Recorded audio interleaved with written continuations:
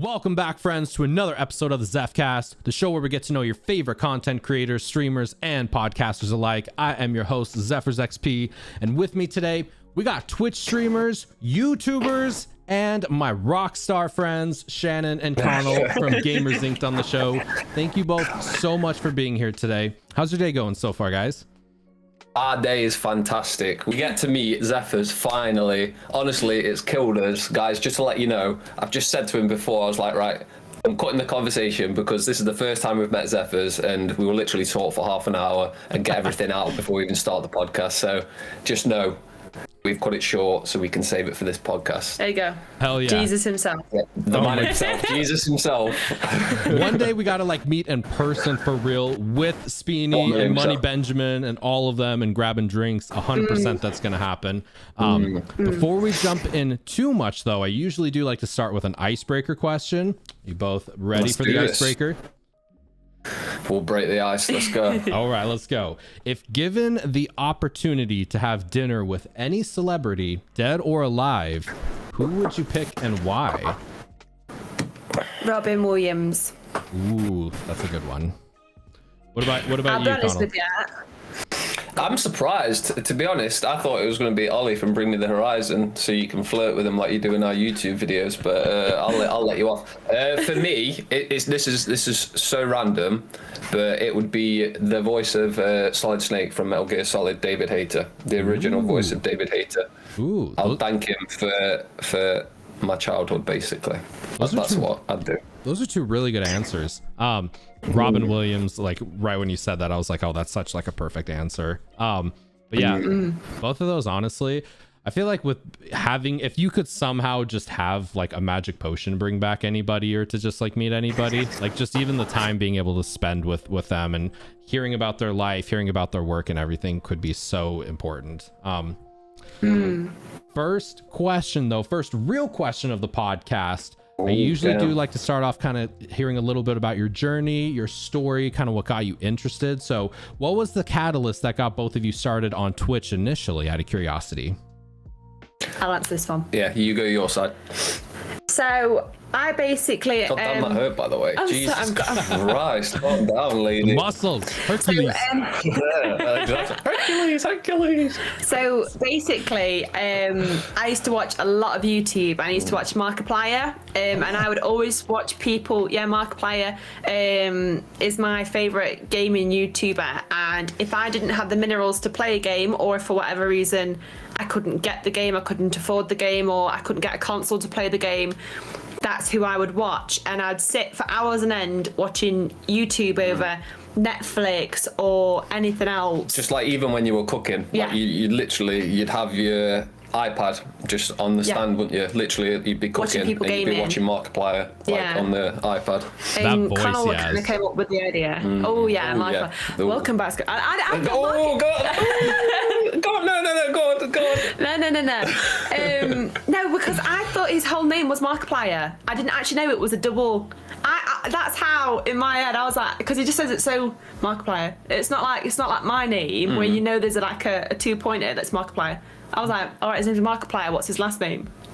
So, Conal kind of said to me during the first lockdown in March, April time, how would you feel if we started streaming? And I was like, on what platform? And he was like, Twitch. And I knew what Twitch was. I've never watched it before or watched anyone on Twitch before. But I think for me personally, I was really worried about being judged because I say I'm worried about being judged. How mad is it now? Considering back then how scared you were, and now you turn on the camera and you. I think it's just because I'm never going to be anything but myself. Yeah. I'm not prepared to change for anybody. So if you don't like me, you don't like me as a person, and that's what bugged me. I wouldn't ever change for anyone. I suppose it is for a selfish reason, but so, I don't know. I wouldn't want to play dumb, and I wouldn't want to play down. And then if I am dumb about something, I'm honest about it because I'm like, I don't know what that is. But Conal came up with the idea and was just like, shall we start? And we did. And I think the first stream we did, we got 1 viewer and we did like an hour and a half. And then people kind of started coming in because Conal had this idea there's an interesting story to this, though. It comes full circle. I'll let you carry on. I'll take over when it's story time, but there's an interesting story to that bit. So people did eventually start coming in, and we Conal was streaming Final Fantasy 7, and I was sat watching, and I brought up the burnt pizza. I like my pizza crunchy. God damn you, dude. And I sat there with Nando's sauce medium. I don't know if you know what Nando's is. It's like a peri-peri sauce. I don't think I do. No. No. Oh, we are going to educate you when we get you over here. So where's this being published? Is it YouTube? On YouTube, probably in like 2 weeks from now or so. Yeah. In the comments, here's up with Nando's if you know. If you know, you know. If you know, you know. So it's like a nice spicy sauce, really nice aftertaste. I love it with my pizza. And then people started popping in and talking like, why is that pizza charcoal? And It literally was. You could throw it against the wall. And you could knock it, you could jump it. It caused more damage to the wall. I was like, SMR. Oh, just without the A, just straight. channel point redemption. Exactly. Yeah. And then I think I'll let you take it from here because you made a rookie mistake, didn't you? Oh, yeah. Like the first time our stream was awful. Our first stream was completely dog shit, to put it politely. Went the complete wrong way about it. I think I was offering a £10 giveaway, wasn't I? Something like that. And this is where it comes full circle a bit. So the legend that is Money Ben was actually, I think he was our first viewer. Yeah. I genuinely think he was our first viewer. And essentially what he did, and it's quite funny that he told us this, but in his Discord he put, this is exactly what you don't do as a streamer. And do a giveaway right out the gate. But yeah, exactly, and a giveaway right out the gate. So rule number one, don't do that. But what happened was, it wasn't like a hate raid or anything like that. But he was like, he was watching us, and then he was like, actually, hold on a second, this is starting to get interesting. So his Discord people, so like Skin Dog, who is recently been on my stag do, that's how close of a friend I class him as. Everyone started coming to watch. And especially because we were new at the time as well, like it was quite a flat stream to start off with because we only had one person that wasn't talking. Money Ben was lurking at the time, so we didn't develop that skill of learning to speak when no one's there, if that makes sense. So yeah, as soon as people started turning up, that's when our personality started coming out. And yeah, it started off like, this is not what you do, and then they ended up actually really enjoying the stream, didn't they? And then hung around a lot more. We got to know them as friends, and we laugh about the situation now.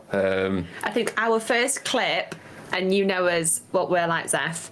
Our first clip was, I don't remember exactly what was said, and he said something like, oh, what did you say? I'm gonna come in a minute. What did you say? No, I think I said I'm close or something like that. Oh yeah, he said I'm close, and I was like, well, I've heard that. I saw that. I was doing like research and everything, and I saw that. Oh no! So that was our first ever clip, and that was of me just dropping that in there. And I thought, I wonder if I'll get away with this on Twitch. And then like they just loved it, and they were egging it on, and then people just kind of stayed, and then more people started coming. Yeah, that's one thing that like. It's hard to believe sometimes, but honestly, before we even started streaming, like how we are on stream is 100% how we are when we're gaming next to each other, camera on or camera off. Like we still talk shit to each other, don't we, all the time? Like we argue with each other sometimes. We get that competitive, especially in Dead by Daylight. When I'm blowing the Jennies all the time, you go at me, and it's the same when it's the other way around in Apex. But we're like, do you know what? Let's do this with a camera. Why not? And that's how it started, really, wasn't it? It's like literally without an audience or not, we're still exactly the same, aren't we? It's caused us some arguments, though, hasn't it? Oh yeah, we've had some right falling out from arguing over games. Yeah, definitely. I get right, Marty. When we used to play Warzone together and you used to bush camp and not come save me, I used to literally like get so pissed off. yeah. She's a scavenger, so she'd never come save me ever in Warzone, would you? I would run away.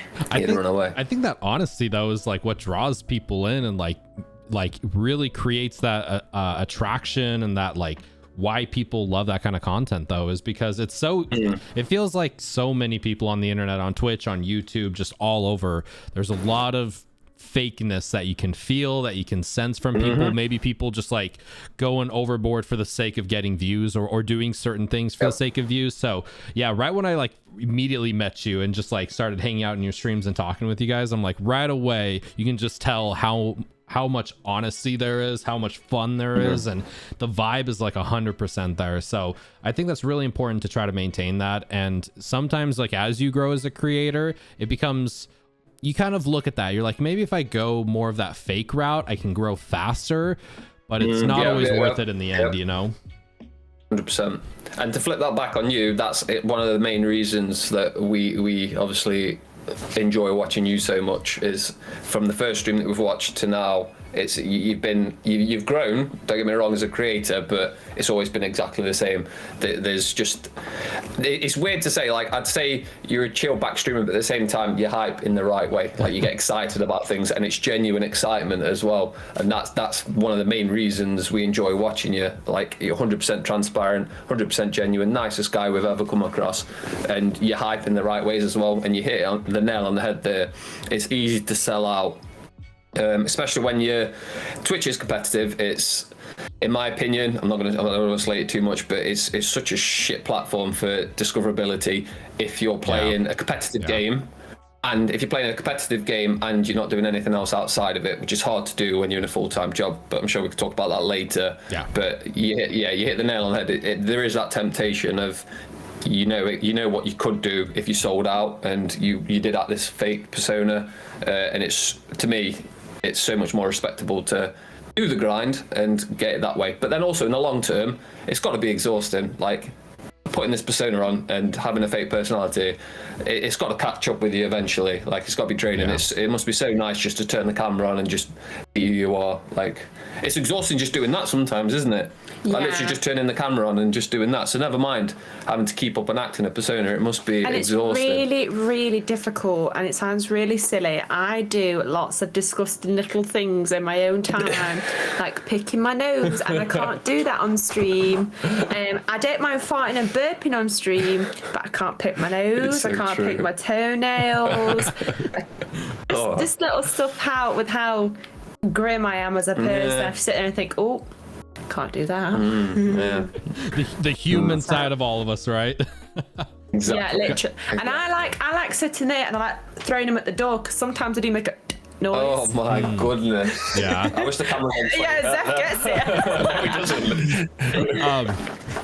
One, I know, kind of like right when you were talking about starting and streaming on Twitch, one question I was really curious about: what made you both want to co-stream together as opposed to like having two separate accounts, doing it separately? When you kind of came to each other, were you like, we want to do this together as like an us thing versus like a me thing? Like, what was the story behind that? I think there's two in there. There's affordability. It's not, to be honest, I don't even think it's that. I think just being honest and not overcomplicating the answer, we game together 24/7. It's very rare. It's very rare that, like, especially when we started as well, like when we game, we were gaming together, so it just made sense that, like, literally in our spare time, we were playing Warzone majority of the time when we started streaming, weren't we? Yeah. And we just gamed together, so we didn't really think about doing a separate stream. It just made sense that we had a setup anyway next to each other. We were gaming with each other at the time. Why not do it as a joint stream? And to be honest, like, when I was watching, there's some amazing duo streamers, Riff versus Raf, Level Up Duo, those sort of people. Like, there's some amazing streamers, but I didn't know about them until we started streaming, if that makes sense. Like, a lot of the people that I was watching at the time were just solo streamers, so we made a big hook up as well, didn't we, in that, because we went with HisandHers Gaming, and there was another channel called HisandHers Live that we didn't bother to research, did we? Well, we tried to research at the time, didn't we? At the time we did research and we didn't find anything at first. That's why we went with that name. The thing is it's when you look as like cohort or like together, like it were like, oh, what do we be, yin and yang? It's like the expectable. It's like you expect. Is expectable a word?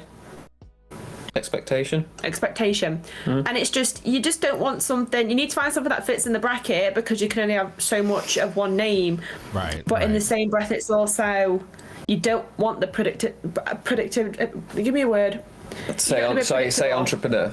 Entrepreneur. Yeah. So I don't know. Like, if I honestly think I don't know, because we could have just had something like Squirtle and Charmander. But it's not long enough because I'm looking at them. But do you see what I'm saying? You have to find something that fits, yes. and you have to find something that isn't predictable. And it's not. Honestly, it's not easy at all. Yeah. Oh yeah. That's the hard part about making a Twitch channel is the name. If we could have got away with it, would have been like Minge and Flange or something. I don't think we would. I don't think we would. No. I don't think we would have, to be honest with you. I don't know. When you switched from His and Hers to GamersInked, did you go on like one of those like those websites where you type the name in and it's like available on Twitter and Instagram and Twitch and No, to be honest, no. I did a little bit more research this time beyond Google, because that was the initial research that I did, and just tried to make sure that there wasn't. To be honest, there probably fucking is as well. Yeah. Like there probably is. I say research. I literally went on Twitch, Instagram, Twitter, typed the name in and went, oh, looks like no one's using it. I think it's Fitz done it, because we're both gamers and we're both inked. Exactly, that was it. It was inked. I tried to keep it nice and simple, and yeah, those two meshed, and it's kind of like a play on words too, like incorporated, GamersInked Incorporated. Yes, so exactly. Yeah, and it seems silly now, but like at the time that I was thinking about it, I was like, I want something that, to say if we ever did branch off later on down the line, could you make merch out of something? Could you potentially do something else as well? I didn't want something necessarily that was attached to just the streaming side of it, if that makes sense. I wanted something that you could potentially branch off in the future. So not just thinking about Twitch streaming. I just imagine like kick-ass merch, like shirts and stuff, like maybe like band shirts and stuff with GamersInked on it, or cool logo. Yeah, exactly. We did make some His and Hers merch, sort of like a Twitch TV tour merch, and we loved that T-shirt. But that had, what did that have on GamersInked on the front as well? I can't remember, but yeah, that sort of thing, like the band tour merch. Like we'd love to do something like that later on down the line, but we're taking steps back, if anything. I think we tried to do too much too soon, got burnt out by it a little bit, and now we're putting a lot of our energy just into one avenue. Potentially we may look at returning to streaming more consistently later on down the line, but as of right now, it's straight one avenue at the moment. I feel like that's a big problem a lot of people have when they're creators and they want to start, is they're just like, there's so many social media platforms and I have to be on all of them, and on TikTok and Instagram and YouTube and Twitch and Patreon, and there's like so much to do. When I think, because I was struggling with that a little bit myself like a month or two ago, and I was like, instead of trying to do a half-assed job on like 5-10 platforms, I should probably just pick like 3 that I actually use often and a lot, and just focus on doing those ones really good, and then maybe down the road adding one here and making it more of a slow process rather than jumping into all of them. So it's like we tried Discord, and I'll be honest, within maybe a day I deleted the app off my phone. I don't use it. I barely use Discord. I can't use it. I don't understand it. There's people are like, oh, clicking this and this, and then you're still not in the right place. Discord's great. Discord's great for if you know how to use it. If you know how to use it for like obviously gaming and things like that as well. But again, it was just another thing that we just couldn't keep on top of. We created one, we were like, no, we just don't. I know this sounds really bad as well, but I do feel like when you're sat talking to someone who is streaming and that person understands you in Discord, people do end up taking things like very personal. People like don't understand us as people do or our jokes or whatever. Whereas if someone was sat streaming, it would be a completely different conversation. Yeah, Discord's a bit more personal, isn't it? It's the sort of after party of a stream, right? Sort of thing. Right. It's almost like Twitch or like the live stream is like the concert, and Discord's like the after party afterwards, where you can kind of get closer with each other. I have a Discord as well, and I definitely feel like I don't utilize it as much as I want to. And part of me is like, should I, like, what more do you do on it? Do you like watch movies in Discord? Do you like do like multiplayer game nights? Like, because there's so many different ways to use Discord. But again, like we just mentioned, it's just one of those things where like I never used Discord before I started streaming, so it was more of coming to Twitch. Discord's an extension of it, because a lot of streamers use Discord for a lot of reasons, 100%. And I wouldn't say like it's my platform of choice or my social media of choice. I'm way more into like Twitter and like YouTube than I am anything else. So I'm in the same boat. It's just kind of like what's the point of it? How do I utilize it? I'm still trying to figure that out myself. So I relate a lot to that, 100%. Just going back to what you said before, you said you only really use 3 platforms. Just out of curiosity, what are the 3 platforms that you do use? Definitely YouTube is probably my biggest one. Twitter as well, I use a lot. And then probably, yeah, I definitely use Twitch a lot. That'd probably be the 3 main ones, because I like don't really ever get on Instagram. I don't really ever get on TikTok. Discord, like I do get on it, but it's more for as an extension of Twitch, I feel like. So yeah. What about you all? Do you do a really good job on Twitter. You do a really good job on Twitter, by the way. I love your tweets. They're engaging tweets as well. You're very good with that. Yeah, motivating, but then also you do a very good job at promoting conversation as well with your tweets. Yeah, from what I've seen. With Twitter, I feel like I'm so weird about it, because like I get anxiety pressing the publish button or tweet button. So I'll actually like schedule out my tweets, even like half an hour. Just so you don't have to. Exactly. I'll be like, in 35 minutes post this, so I can be like doing something else, or like cleaning or taking the dogs out. Exactly. Well, that's a good point, yeah. I think the good thing about the stuff you post, though, Zeph, is like you are, like Conal says, you're doing it to engage in conversation because you genuinely want to speak to people. It's not that I don't think, I personally have never seen you moaning about something, or, oh, this is shit, and, oh, I cut my toenails this morning. It's nothing like that. I like knowing people's have cut the toenails. Yeah, that's what I'm saying. It's no pointless if you genuinely are speaking about stuff to talk to people because you're a sweetheart.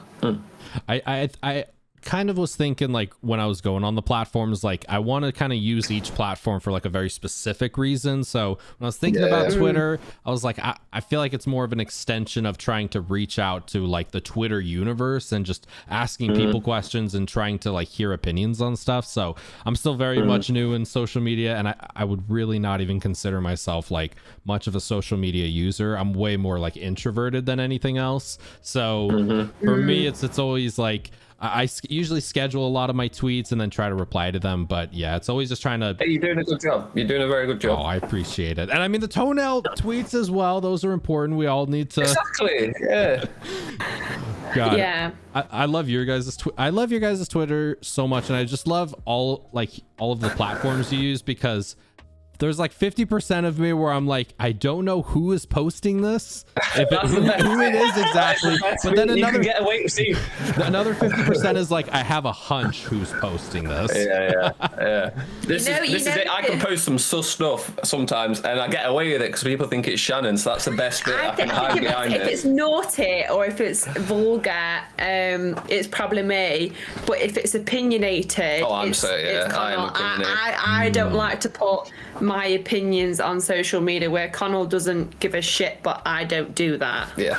I'm more like, yeah, the morning shit's the best shit of the day. I don't know. Like when the coffee hits my arsehole, I gotta go for a shit. Oh, Jesus. That's when you know it's me. But then if it's like, I don't know, but then if it's something dead opinionated, like if you don't wipe your arse 3 times, you're a dirty... I don't know. You'll know that's him. Do you know what I mean? I don't know. See, I thought you were going to say something. I'm looking at bum wipe. I'm looking at bum wipes right now. I thought you were going to say something really educated, like I am opinionated. not No, for me, opinion and educated. Right, so you know in America, yeah, you know how you have like high school and then you have college, and then what comes up? Do you do anything after college? Like master's program or doctorate or something? Yeah. Okay, I basically finished school at 16 and went straight into working because I've always been money. Yeah. Where Conal did A-levels, still thick. Did the university, still thick. I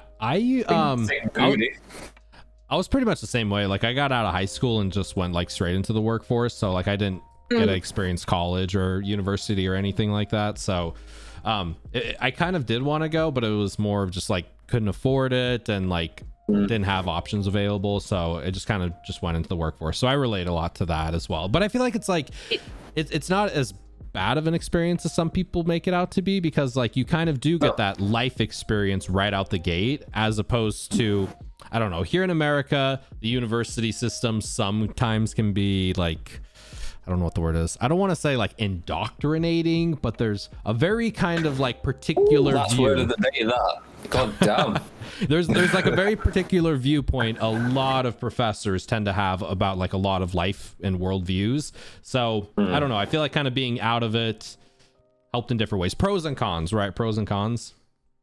Yeah, I studied physiotherapy or physical therapy. Okay. And it was I don't want to make it sound bad, but like you had lecturers that had never been in clinical practice that had come straight from the degree into lecturing, and it truly, and people said it all the way through, but you don't really believe it. But it's like the learning starts when you're in the workforce and the workplace. Right. So like you get the theory down of it, but you don't learn really truly until you finish your degree and you start working. That's when I learned the most. I probably learned what I did in 6 months actually working than I did the whole 3 years that I was at university. So it comes in handy now though, because I mean, if I get like a sore neck or I've slept funny or anything like that, it benefits. I tell you, I'm no longer qualified and I'm not insured. No, it still does it. It's like, right, just do this, just do this, just do right, use this stretch. No, it works for me. But I mean, yeah, I mean, what I wanted to do with my life personally didn't require me to go to sixth form. It didn't require me to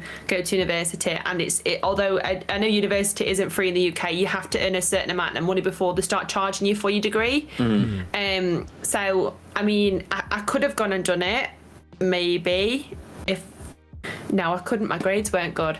Yeah, but I say this all the time because Shannon's like, oh, I'm not smart, and I'm like, there's completely different level. To me, there's different levels of intelligence. I've got common sense, but I'm not just because I went to university, it just means that like I in some ways I can retain information better with regards to a test, whereas like my sister, for example, she's a lot smarter than I am, but when it comes to exams, that's when she struggles, just because of nerves, that sort of thing. Whereas I'm also just calculus as well, aren't I? I'm like really bad with numbers. But like, yeah, and for me, there's different levels of intelligence. So like, I might be okay with regards to studying and things like that, but Shannon's a lot more emotionally intelligent than I am. And in terms of common sense, you have a lot more common sense. I mean, I have to deal with all the bills in the house. Just organisation and things like that. There's just different levels to intelligence for me. It's not just about like what grades you can get in certain things.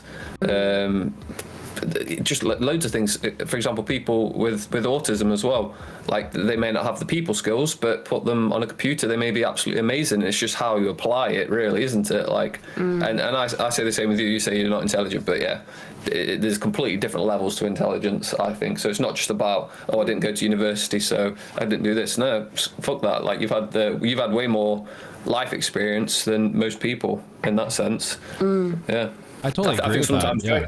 I think sometimes going to university shelters you from those life experiences, and then when you go into a working place and you're like, shit, this is what it's really like. I've not got anyone holding my hand. Whereas going from the age of 16 and working your way up to where you are now probably put you in the position that you are. You probably, if you did go that route in college and everything, you probably wouldn't be in the position that you are now, just knowing what you're like as a person. So yeah.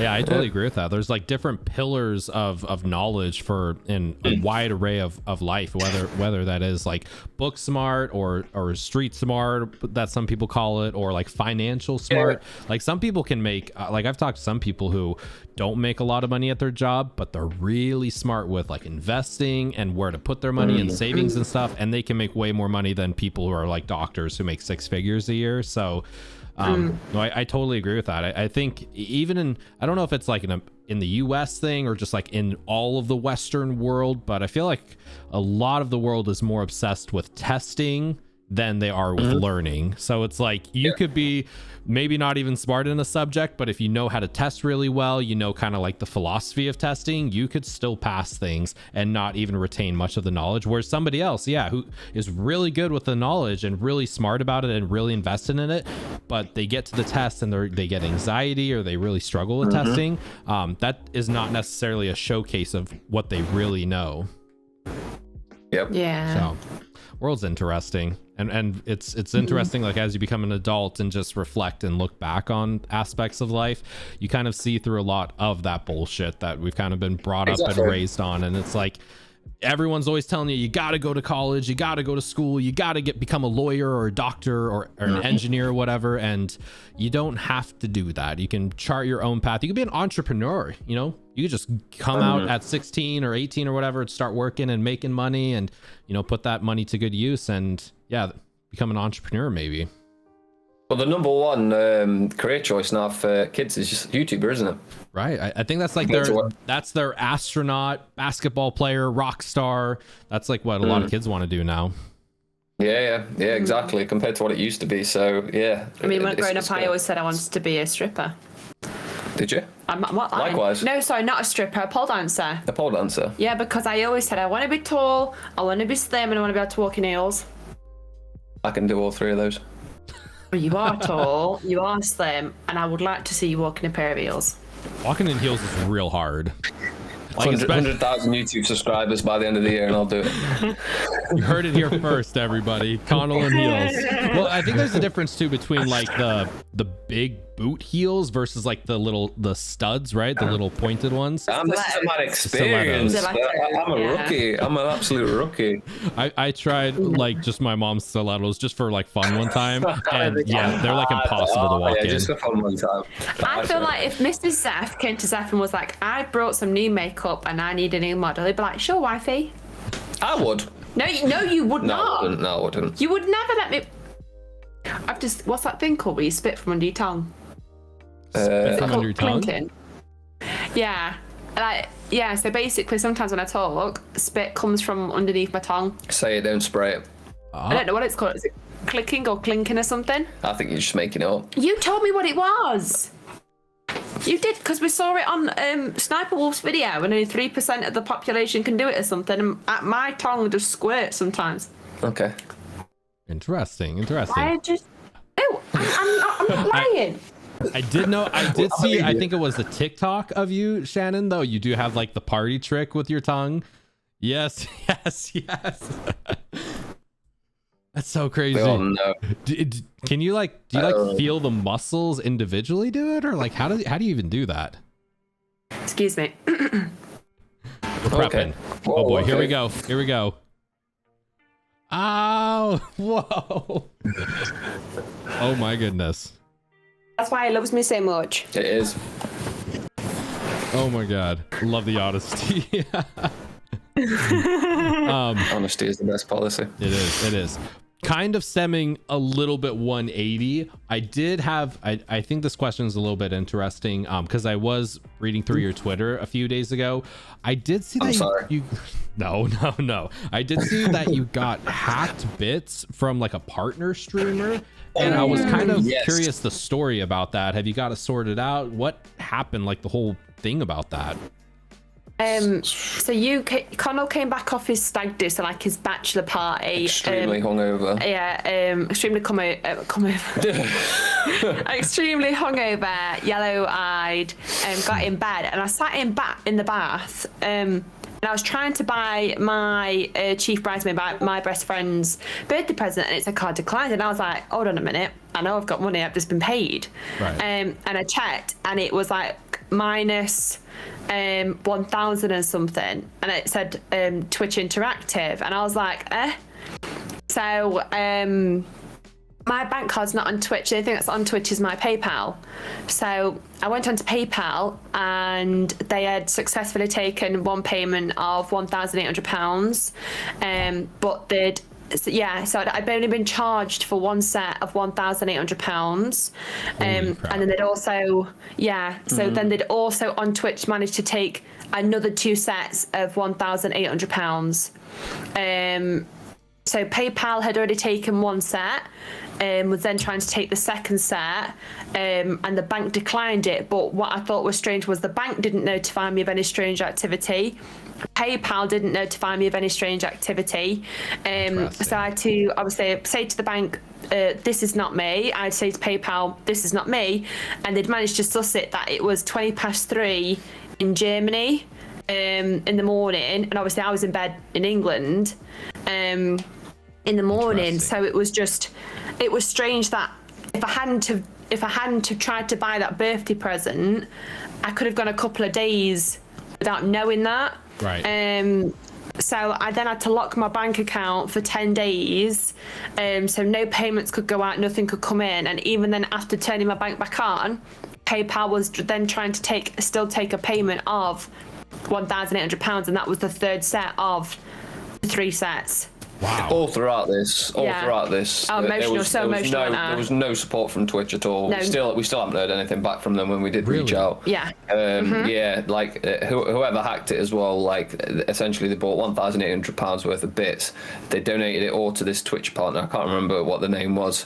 And then what they proceeded to do was they probably spent about 200 bits in like one bit to try and mask the big transaction. So when you go in your transaction history, I just saw loads of 1-bit transactions for someone like completely, like loads of different streamers. It was a Twitch partner that I tagged in basically, and that was where the majority of the money had been spent in the bits. But it's happened to me before, not with Twitch, but I mean like someone got nearly £900 out my bank account on PlayStation points, and then again hacked my PayPal. And bought like Spider-Man and stuff. Obviously, it's a bit disappointing that like when you have that much money taken out, like there's no real process to follow with Twitch. So I tried to look for like a phone number or anything. I had to wake you up, didn't I? I woke up when you were crying. Like in terms of Twitch, like there was no one really to reach out to. Like I'd obviously messaged them on Twitter. I'm still waiting for a reply back from them. And yeah, it's frustrating that like, especially with that amount of money, that there's no real support system in place. And obviously we're seeing that now with the Twitch hacks recently as well. That it's not as safe as obviously it should be. Right. It's just a bit. It's a bit unfortunate with the situation, but they really do need to, especially with how much criticism they are getting at the moment with regards to streamer pay and things like that, and obviously all the hate raids and things like that. They really do need to start. Let's be honest. It was a very good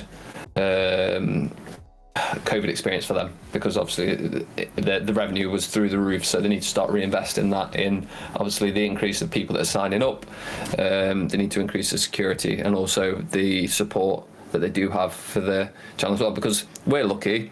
That's not our revenue. That's not our own income, is Twitch. So imagine if that's a full-time streamer that is barely scraping by, trying to make it full-time. Right. Has gone full-time, quit the job, trying to keep it as a career. Imagine if their channel went down for 2-3 days or something like that. That's 2-3 days income that they can't get back. So we're just lucky that obviously we had money in the savings, didn't we? That I had to so the money that I couldn't use in my bank account, I had to use from savings, and obviously just put back in whatever I'd used. But they weren't. Hopefully that it's highlighted a couple of issues with Twitch. Obviously, what's happened recently. I don't think you don't really follow that sort of stuff. Do you even know what's happened recently with Twitch? So someone's hacked Twitch and they put out basically all of the confidential details of pretty much everyone.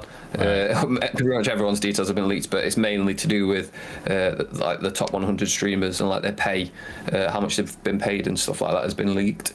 So pretty much all the financial breakdowns. Do they get paid a lot? No, nowhere near as much as you'd think. Yeah. It's some fun. of the big ones do. Some of the big ones do, which you'd expect, but that's completely normal. You'd expect that to happen, but yeah, a lot of people don't get paid half as much as you'd expect them to. What's that one you like who plays Fortnite? He's really good at it. Oh, Ninja. Yeah. Yeah, he don't play Fortnite anymore. Oh, does he not? No. Well, that's how long it's been since I've been on Twitch. You know he's not concerned about money. You know what's funny about that is like a lot of the top creators on Twitch, on their Twitter, they're like referring to each other by their number in that list. So I saw somebody like call out Ludwig, be like, shut up. He like was commenting on a tweet and be like, you shut up there, number 6. Like they're having fun with it, because it like lists them all in order with like, I think XQC was number 1 with like $800,000 in September, and kind of goes from there. So I mean, lots of money for sure, but yeah, it's what's so interesting about that is that's just their Twitch income. Like that's not taking into account the YouTube money or Patreon money or all the OnlyFans out there. Who knows how much they're making there. And the thing is as well, like everyone's like, oh my god, that's £800,000 that streamer's earning. So fucking what? Like that, they deserve. Like they've built an audience and they deserve it. And also, let's be honest, that's I don't know what the exact split is, but if they get 800,000. How much do you think Twitch is getting? Like, and they're exactly like, if they're getting 800,000, Twitch aren't just getting a little bit of a cut of it. It's like near enough 50-50 in most situations. Obviously, with the bigger partners, I know it's significantly less, maybe 70-30, something like that. But yeah, like, it's weird that people are criticizing streamers for earning money like it's not a known concept of that to happen. And at the end of the day, it's the same as when people are like, a footballer gets paid a ridiculous amount. It's like, it's supply and demand though, isn't it? Like, there's nothing stopping you going and doing exactly the same thing that that person's doing. Yeah, your circumstances might be different, but it is literally supply and demand. People want to pay them that much. Right. People watch them. I don't see what the issue is. Yeah, there's been a bit of a weird backlash. People are like angry that they get paid as much as they do, which is such a weird concept. No, that should be motivating. Yeah. That should be motivating. You can do that. When it comes to like sports and stuff, I've always felt really weird because I totally get that. I've always felt really weird about it when you see these like this person signed with team and got a 5-year contract for like $200 million. And I'm like that's so much freaking money for one particular person. But then the other part of me is like, you know what, that one person is bringing crowds of people in, they're selling merch, they are being like the star of that team, whether it's, you know, football or basketball or whatever the sport is. Like people are coming all around the world for that person, the team, and the environment that's created there. So maybe the owners are getting billions of dollars. Maybe it's not too bad that a particular player is getting tens or hundreds of millions. It's just it always blows my mind seeing those figures. And I mean, even with Twitch streamers, like you see people $700,000-$800,000 a month, and that is a lot of money, but it's still nothing. It's still nothing compared to like the top football players or the top basketball players or whatever. Yeah, exactly. You've got to think these people are the upper echelon, aren't they? They're the top of the top. And if you compare it to, obviously, this is esports in that sense of the gaming side of it. But yeah, you compare it to the big leagues of sports. That's a drop in the ocean, isn't it? Right. But like you say, someone signs for 20 million, 200 million, something like that. Simple little things like look at how many jerseys or merch they sell on that week for that team. A lot of the times they end up recuperating that in a few weeks just from how much merch they sell with their name on the back of their jersey. It's insane, but it's consumerism, isn't it? It's controlled by who wants to go and watch. We pay in the tickets to go and watch them because we want to see them. It's supply and demand in that sense. It's exactly the same with Twitch streamers. It's weird to complain that they're getting paid that much money, but we're the ones watching them, if that makes sense. Yeah, I totally get that. Strange.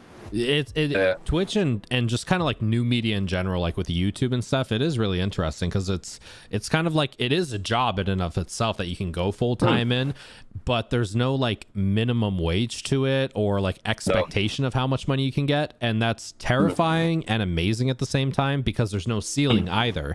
So one person could put in like 80 hours a week on YouTube and make $0, and another person could put in 80 hours a week and make like $1 million, you know?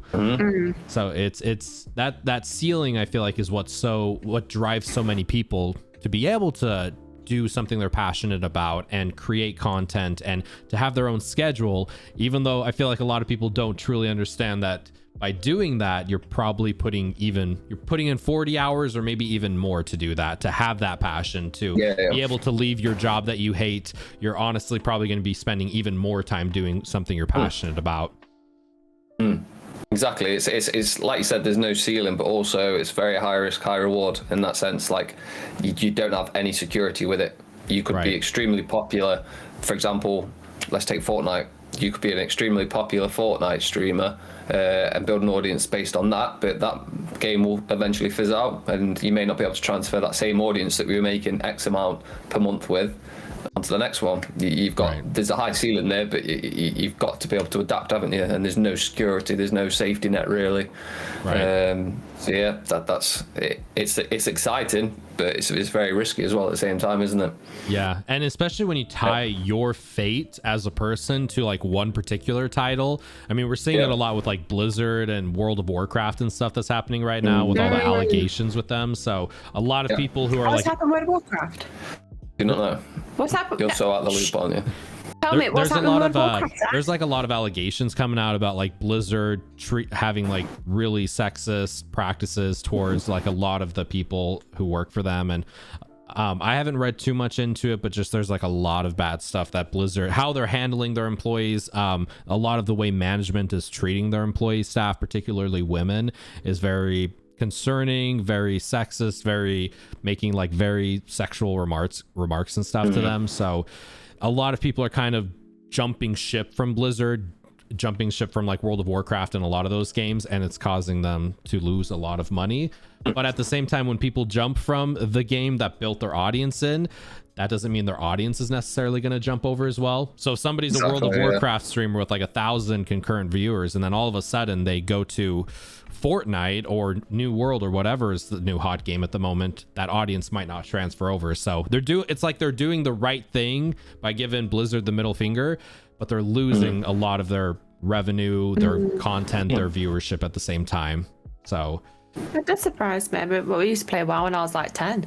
Yeah, I've never played it before. There's a good argument in the sense of like I agree with the people's decision to do that and move away from Blizzard, but on the flip side, I've seen quite a few female content creators that have stuck there, put the middle finger up, but also said, I'm not happy, we need to change things. And I don't know, I've not read into it too much, but from a couple of weeks ago, it did look like they put out a bullshit response to start off with, but it did look like they were trying to make change. And you see, it's the exact example that you're using as well. It's some people's livelihood, so not everyone has got that comfort to be able to do it. Like ethically, yes, obviously they should, but at the same time, if everyone leaves and there's absolutely no chance of retribution for them, because obviously it is a shit situation, a horrible thing that's done, but also you still want those people that have an opinion and can voice it to still be there, because what use is it if you take absolutely everyone away and there's no one else there to lead the change, if that makes sense? So it's balance, isn't it, really? And it's also weird too, like when stuff like this happens, because your first instinct is to give companies like that the middle finger and to walk away, but like there's still a lot of really good developers there, a lot of good people, staff there who are really passionate about what they're making and are making good content and are good people. And it's by giving the entire company the middle finger, you're also giving the middle finger to like a lot of really hardworking, good-hearted people there. So everyone with the same brush. Exactly. It's more like you should be giving the middle finger to like management or the individual specifically who are doing those bad things, not like I mean, that even stems down to stuff like Twitch and YouTube. Like if Twitch does something terrible and stupid, a lot of people just rag on Twitch, where really it's like maybe it's the executive team at Twitch, or maybe it's particular people, you know, within the company making those decisions, not necessarily the entire employee landscape of Twitch. Exactly. Yeah. I feel like in society that happens a lot, just with people. It's almost like the lazy thing to do is just paint like a big broad brush over this chunk of persons, you know, and I mean, this could go down very philosophical road, but just like there's so much more nuance in life. I realize as I've gotten older than just using a broad brush stroke over like a label or a tag of people. It's way better to just individually pick out the bad seeds rather than say everyone is bad. So this is probably a controversial statement, but I feel like a lot of people do it for impressions as well. So if you were logically thinking about the issue and looking at the issue at hand, then the logical decision is to target the people that are responsible or the people that have enabled it. But once there starts to be a mob mentality and everyone jumps on it and realizes that it's a popular topic, yes, it's good for awareness, but let's be honest, a lot of that mob mentality and hate ends up being directed because they know they're going to get impressions from it, which goes back to that. There is loads, unfortunately, especially in the streaming sort of Twitter, there is a lot of fakeness with it, and people see something trending and they jump on it, and that's what happens. And I've seen it in numerous situations, but the logical thing would be exactly as you said, target the people that are responsible and the people that have enabled it and hold them accountable, not everyone else. Don't tar everyone with the same brush. Zephyrs, have you released your real name yet? I have not. There's two people that know my real name, who are my mods on Twitch. I always said like if I ever hit partner, then maybe I would announce it. But oh, that's it. There we go. Yeah, right, I remember you saying. So I don't know, because I remember. No name reveal until partner. No, because I was trying to guess wifey's name and I was trying to guess Zephyr's name, and I said if I guess, will you say it? And they said yeah, and every single person that was on that day was putting in different names. I remember that. And none of us got wifey or Zephs. I like the mystery of it. Yeah. No name reveal until partner. I tell everyone that y'all are gonna be so disappointed when I like show my driver's license or whatever, and it literally says Zephyr, like it's my real name. That'd be fucking awesome. I love it. Right. Please legally change it in that time. Yeah. That'd be pretty dope. That'd be cool. Exactly. So I think this would be a really interesting question. You've had a really successful start on YouTube, garnering tens and even hundreds of thousands of views on reactionary content. Whose idea was it to start these kind of videos out of curiosity? Conal? Me. It came from being burnt out on Twitch. So just being completely honest, I wouldn't say, not to bullshit.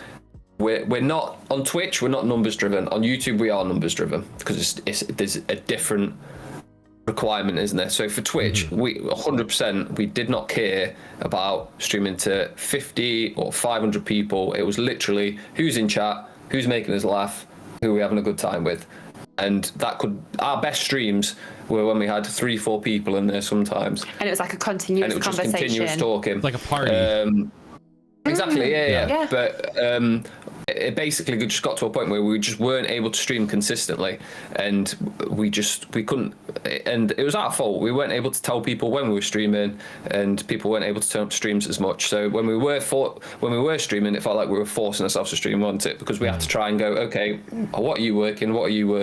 Match it up. Especially as a duo stream, it's hard to find that time to have a relationship to ourselves, and then also be able to stream at the same time. It's like we'd text each other at like 9-10 in the morning, be like, oh, we're streaming tonight because we're in a good mood, we're in a good place. Yeah.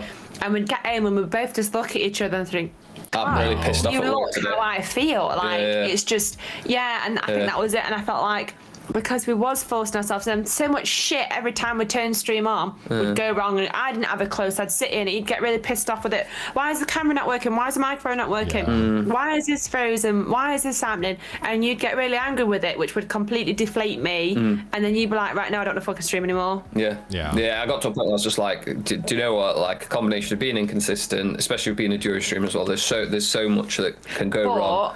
The YouTube stuff for me is so exciting. Honestly, it sounds really silly, but the amount of music that has been opened up to me that I did not know. It's on, I say Spotify because I said it wrong once and it sticks with me. And it's amazing that, like, I'm looking through these comments, and you get some fucking funny ones. I mean, like, someone called him, says he looks like whoa, hold on, right? I just want to say, right, she takes the piss out of me for this. I think these are two. I'm happy with these comparisons. All right. Someone says he looks like, where's Order Rum gone? All right. I got called Jack Sparrow from Pirates of the Caribbean. Yes. He's a sexy bastard. I will take that. Yeah. And then the other one was Christian Bale from Batman. What? I just got called Jack Sparrow and Batman. She's here trying to take the piss out of me. I was grinning ear to ear. I was like, that didn't get bigger. It's Willie did. He was like, I was like, no. And you just get the basic Miley Cyrus. I just always get Miley Cyrus. But going back to it, for us, it just made sense. Our schedules at the moment, like, it just made sense that we can record a video and we can be consistent with it. It doesn't matter when we record the video, because let's be honest, I'm the one that does the editing. So we record the video. We can bulk record 3-4 videos in the short space of time that we've got. We went for reaction videos, 1, because we like it, 2, because it's, if we're being honest, it's easy content to record in bulk as well. So we can sit there and we can record it. I can edit it later. The editing process is long, but in terms of the actual content itself, I can have the videos lined up, ready to go, and we can get them done in 30-40 minutes. It's really funny. Question on that, because I listened to an interview with somebody, another YouTuber who does reactionary content, and they said they would do the same thing. They would have like a couple stuff lined up. They would record it all at one time, but they said they would change their outfits, like their shirts and stuff before. So we do sometimes. No, we do sometimes. We did last time. You did it on the last video. Yeah. You did it on the last Almost video, like a different day kind of thing. Yeah, exactly. I mean, that is the way moving forward. We normally do like 2-3 videos, usually on a Sunday, and we'll release one on a Sunday, and then maybe one on a Wednesday. And then depending if we did 2 or 3, because it sounds really silly. You know, when you get yourself like in a really good mood after like the first one, you're like, I want to do more. Whereas with Twitch, you could be sat for a whole hour, no one will have said anything. You sit and you think, why the fuck am I doing this? Exactly. Yeah, it's time. I've said this multiple times. It's for us, and this is not for everyone, because everyone's stream's completely different. So this is not advice in any way, shape, or form. This is just us saying. Sorry, my bell is going off. This is us saying from our experience. So we would stream for 3 hours. We'd feel like it's not an unproductive stream. If we had 3 hours that we could put into YouTube content, we'd have 3-4 weeks worth of videos ready to go. And for how short amount of time that we've got currently at the moment, which may change in the future, but for what we've got at the moment, like, it's so much more productive, and the time versus the reward that we're getting out of it, and it's not even with regards to money. We've got, I think we've made £70 probably from it, and I'll go into that because of a reaction channel. Your AdSense is completely different. Your AdSense is completely different to someone else. So, like, it's not even from a money side of it. It's from just the recognition and building a community based on that. So, the growth. The growth. It just makes sense that YouTube suits us a lot better. I feel like, especially with the streaming side of it, I think our main strength is not our elite gaming, as much as I like to say it is, but it's our personalities. And I feel like our personalities are based off bouncing off people, and we weren't getting that on Twitch just because of the inconsistency. Whereas in short bursts on YouTube, we can let our personality go through, can't we? Yeah, it's just you could do everything right, and you can be as prepared as you want, and then someone else will just sit there getting pissed on stream, effing and jeffing, just doing absurd shit, but they'll have 100 viewers, and it's just, I don't know. I don't feel like Twitch is what it used to be. I feel like, it sounds really silly, I always thought it was a gaming platform, and then I started watching people DJing and stuff like that, and I was like, this is actually really good. And it was like a platform for people to just sit and chat as well. There were like therapy groups and things. But now, I'll be completely honest with you, if I opened up my phone right now and I wasn't logged in as who I am, I can guarantee you any money, the top 3 videos would be of some form of naked woman. Yeah, the content's a lot more sexualized. Yeah. And I mean, when was it? To be honest, maybe last month there was a woman licking a microphone. Yeah, everyone knows. Yeah, I was like, God damn! Like, do I need to lick a microphone? Like, what's the girl got to do? But that's that's a different thing. I don't know what she's like as a person, but that's potentially the selling out side of it, isn't it? Because it's bringing in loads of viewers. It's controversial. She knows doing it is controversial as well.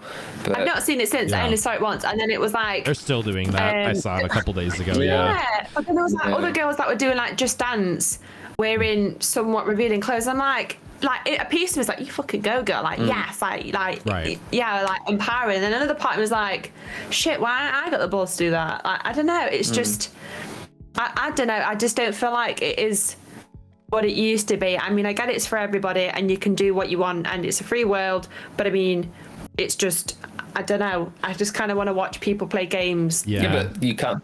My counter to that is you can. It's up to you to watch what you want to watch. And then one thing that really disappoints me about Twitch, it sounds really silly, and I know it's not even Twitch's fault, is when I really want to watch like a particular game, I want to watch someone gaming, and there's only one person streaming it out of like every single person that's on Twitch ever.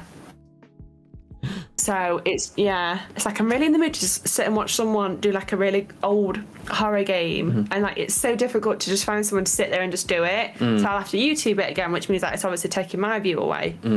So it's really interesting with stuff like that, because like I'm the same way, Shannon. I'm like seeing people do the licking of the microphones or the hot tub streams, or twerking with revealing clothes on and stuff. Like there's half of me where I'm like you make your money, there's a market for it. Like you're essentially just being a super good business person. Like Amaranth, for all I've studied and looked into a lot of like her business ship. She's actually really, really brilliant when it comes to working and business ship, and like how she incorporates her OnlyFans with her Twitch, with her YouTube, with just like the spider web of everything that she does. She's really smart with it. Not the kind of content I'm particularly interested in, but like taking that out of it, like from the business standpoint, she's absolutely phenomenal in that regard.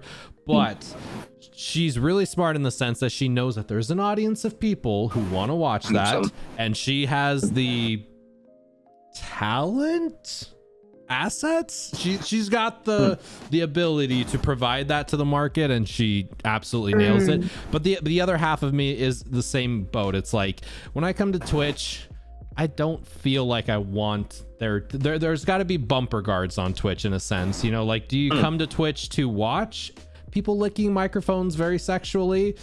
I don't know if that should be on the platform per se, but then Conal, even what you were saying is like, but who is it in my decision to dictate what should or should not be on the platform? Maybe sexual content should be on it, maybe it shouldn't. Maybe like who's right, who's wrong in that regard? And it's like, but at the same time, if sexual content is allowed on Twitch, from an ad perspective, from a revenue perspective, there's going to be a lot of advertisers that don't want to work with Twitch and be on there. So then it turns into like more of like a Pornhub thing than it does like a YouTube thing. So they kind of have to decide like what side of the thing they want to be on, you know?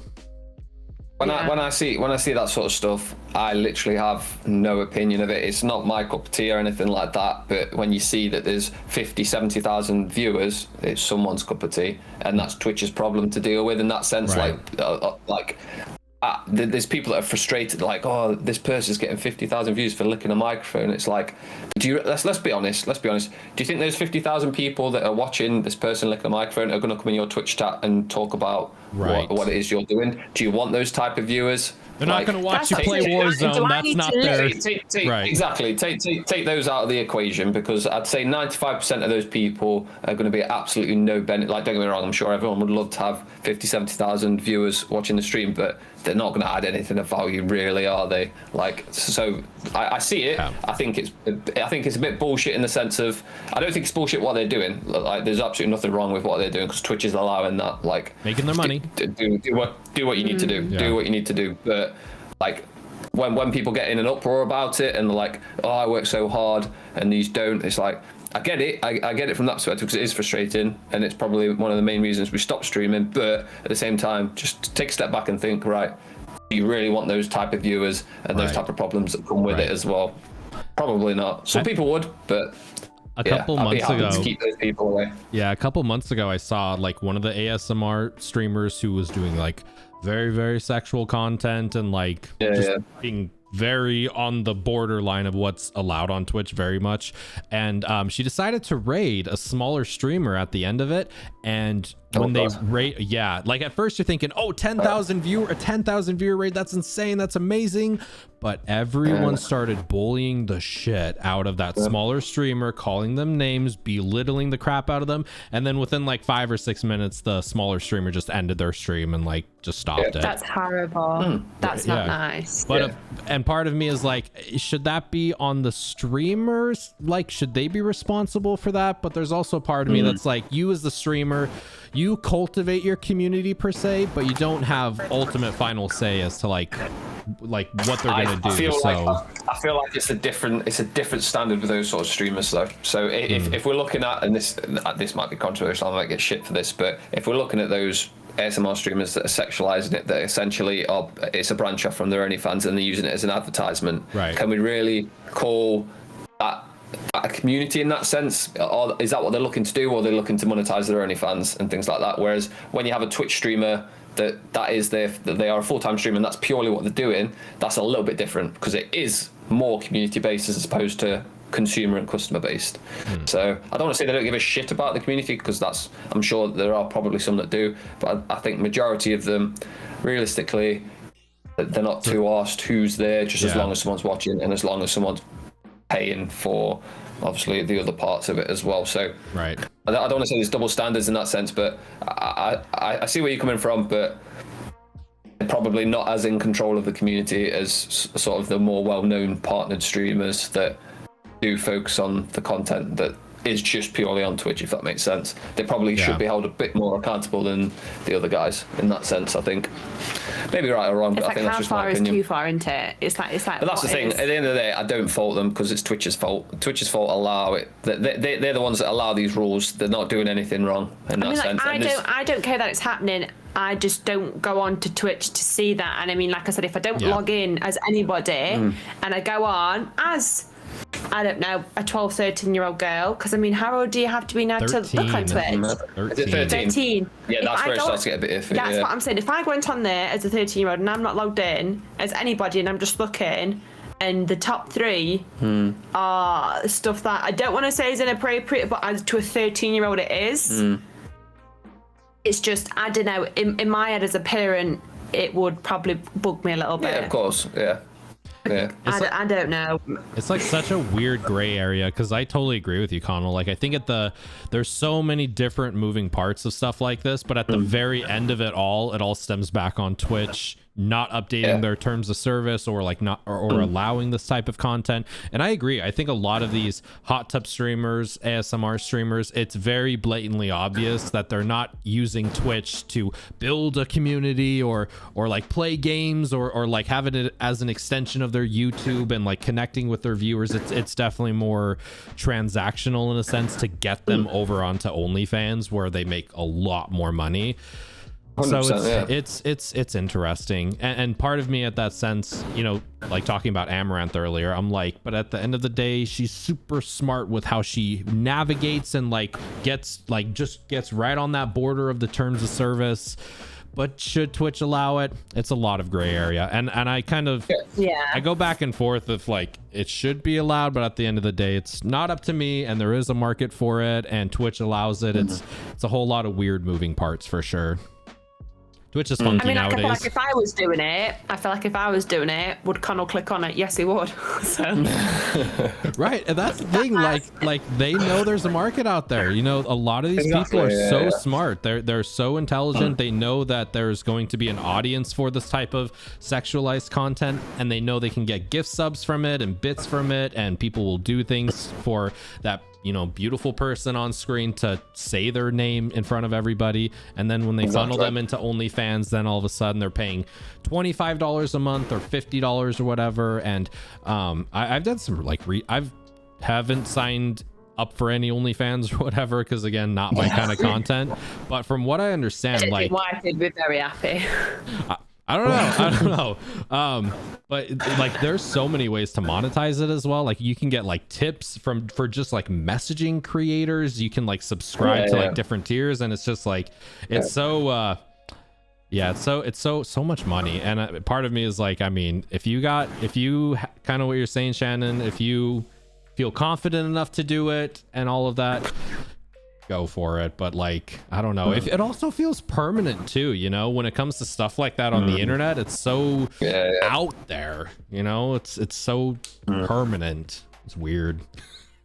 It's funny, isn't it? I'm confident to fart and burp in front of anybody and everybody. I mean, I could fart in front of the Queen and not mind. But I mean, if it meant me getting a bit of cleavage out, like a little bit of boobie, I'd be like, oh God, no, not me, dog. That's not for me. Right. But I think it's good to have those boundaries. Like wherever your boundaries stem, like knowing what you will do and what you won't do, whether it comes to Twitch or YouTube or life or friendships or family or whatever, like just knowing where your boundaries are as a person. And once you can figure that out and set those, that's really, really important to have. Awareness is a beautiful thing. Yeah, you do say that to me sometimes. You say Conal says to me all the time, there's a time and a place for everything, Shannon. And it can be literally down to absolutely anything. There's a time and a place for it. So there's a time and a place for everything. I told y'all before the podcast, sometimes we go on tangents in like completely unknown territories. So yeah. Sorry, we'll shut up, ask us. No, you're good. It's kind of stemming on more of like the reactionary YouTube content though, because a lot of your content has been reacting to a lot of metal music, a lot of bands and stuff. What has been your new favorite band that you found from making your videos out of curiosity? You go first. I don't want to say favorite band. I want to tell you it's difficult because we're purposely not listening to music because people ask us to react to it. So I can't say band because I'm not listening to other songs, but I'm 100% not disappointed with Spirit Box. Oh, yeah. That their song Rule of Nines is honestly goosey bumpies. But then also Callboy Eskimo. Oh, Eskimo Callboy, yes. you took it. Callboy. You took it from me. So like I I sat there and I was like, we've been had here. And then it's like, oh, fuck yeah, let's do it. I was like, yes. Every time I watch that video, I'm just like, what have I just witnessed? I had it on the way home. This is what I'm saying. That's why it's so exciting, because I'm like, give me more music. Give me shit that makes me feel good, because there's only so much Papa Roach and Limp Bizkit and fucking My Chemical Romance that you can listen to. But it's just, really, really not disappointed with Spirit Box or Callboy, Eskimo Callboy. Sorry, I've got it mixed up somewhere. But yeah. But then as well, Nightwish as well, they've hit a soft spot for me. It's probably not anything I'd have listened to a few years ago, but now I'm like, it's hitting different pieces of me. So it's just music we'd never listened to. I never would have listened to Eskimo Callboy, and like the idea of it, if you'd have told me, I was like, that sounds stupid. But like watching the video, listening to it, like that they're one of my favorite bands I've discovered that I never would have discovered ever. Like, it's just a complete mash of nonsense. Like when we started, we were like, oh, we've been had here. Like literally, someone's like Rickrolling us or something like that. Like what we're going, it's like it's got a microphone finger and it's drinking out of a dick cup. Yeah, but like you listen to it and you watch it and you think this is silly, but at the same time, they are extremely clever with like the way that they've marketed the video, the way that they've done the video, the songs, how catchy it is as well. Like it's ridiculously catchy. Like, and the hardest part for reacting is like you get introduced to a new band, you fall in love with this band, and then that's it. You're like, oh, brilliant! I can't listen to them for the next 3-4 months until, because you can't react to one song and then react to another song of theirs the following week. You have to give it a little bit of space, and that's the hardest part. Is like the amount of times we've had to skip songs when we're in the car or on the speaker, and you hear it, you're like, shit. Like when you know you're meant to be reacting to it and you have to skip it, it's like that's the hard bit. But yeah, I think it's more Callboy for me. And what are you saying? Spirit Box. Spirit Box. Yeah. When I saw the Nightwish one, that one got me really excited because I've been a Nightwish fan for years. I love. Really? Really? I love their. And actually, that was one of my questions I was going to ask. Do you have a favorite singer from Nightwish? Have you heard the 3 different singers from them? We've only been introduced to one, because we've only done 2. Floor. Yeah, we've only done 2 of the songs yet, so we are not educated outside of Floor at the moment. So yeah, there's definitely going to be more Nightwish. Zephyrs, I'm going to flip the question back on you. What's your favorite? I mean, all 3 of them are so different because like their first singer was very like operatic in a sense, and like had a very high soprano voice and was very distinct from like their other 2. And then Annette, I believe, was their second one, and she was more mezzo, like not tenor. What's the one, like soprano, and then alto. She was like more alto, so it was like a very different sounding, and that's actually what got me hooked on Nightwish, was her and like her singing style and everything. But their new singer Floor is unbelievable. Like she is absolutely stellar. So she's kind of like that perfect combination of the 2 of them, I feel like. So and the way she sings a lot of the older material, just absolute goosebumps as well. So I love their presence as well, isn't it? She's got an amazing presence. She's a tall lady as well, isn't she? She's a big presence and a big person. I think people said she was like 6'1", so she's taller than me. But then like she carries herself very elegantly, and then she'll start like headbanging. I'm like, you go for it, gal. Yeah, she's amazing as a singer, as like that stage presence and everything. And I love Nightwish so much just because it almost feels like their music is like heavy metal mixed with like a movie score. That symphonicness to it is absolutely I think that's incredible. what it's called. Symphonic metal. Yeah. It's almost like Pirates of the Caribbean music. Exactly, I did say that on the last one that we were reacting to. But quickly, whilst we've got you on the subject, put you on the spot, I do apologise. What should we react to next, Nightwish wise? Do you have any recommendations? Oh, there's like so many. There's a lot of. Nemo is probably a really good one. Nemo. That's one of their biggest songs they ever had. I mean, doesn't matter. think I want to do live. Live. Do you like the live? Yeah, I feel like live just has more presence to it, you know? Like I love studio music, but the thing is, like, when you hear a song that you love and you hear it live, you almost like re-experience it again a different time. And plus, I mean, Floor would probably sing it magnificently. So yeah, Nemo is, I think if you go on Spotify, probably like they're one of their top 5 like biggest songs. That's a really popular one. But I think you guys did Poet and the Pendulum, right? Yep. Yes. I love that. Was one of the songs that got me hooked on them, because it was like, how long is that song? Like 13 minutes or something? Very, yeah. It was a long reaction video, that one. That song was a massive barrel of mixed emotions, because there was so much to take in, and I felt like in my head, there's something I've missed here. There's something that we didn't know, and the difficulty that we've got is like people in the YouTube comments like, oh, jump straight in with that, and then people are like, no, this is too soon for you.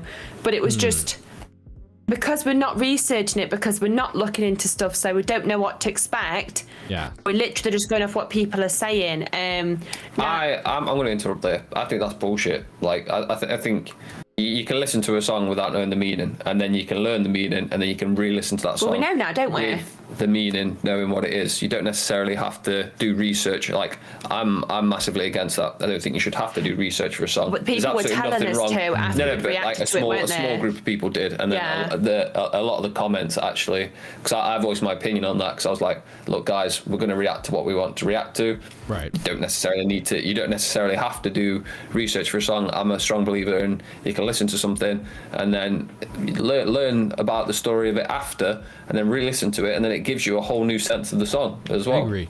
Yeah. So yeah, that one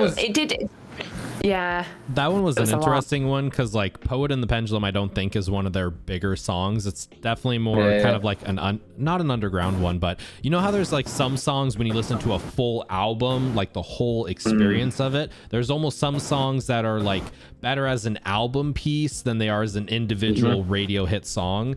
And I feel like that one is kind of like that. If you get a chance to, it would probably be too long to do reaction, because like the whole album's like an hour long. But when you do go through their music, that's the first song I believe that starts their Dark Passion Plays album, and it just like weaves into the rest of the album so beautifully. It's such a great album opener. And it feels a beautiful thing. It's like a roller coaster too. Like when you listen to it, I'm sure you experienced that. There was like these really big highs, and then it has that dip down, and it kind of like builds back up again. And there's these like talking elements in it, and these like violin here, and it's just it just is.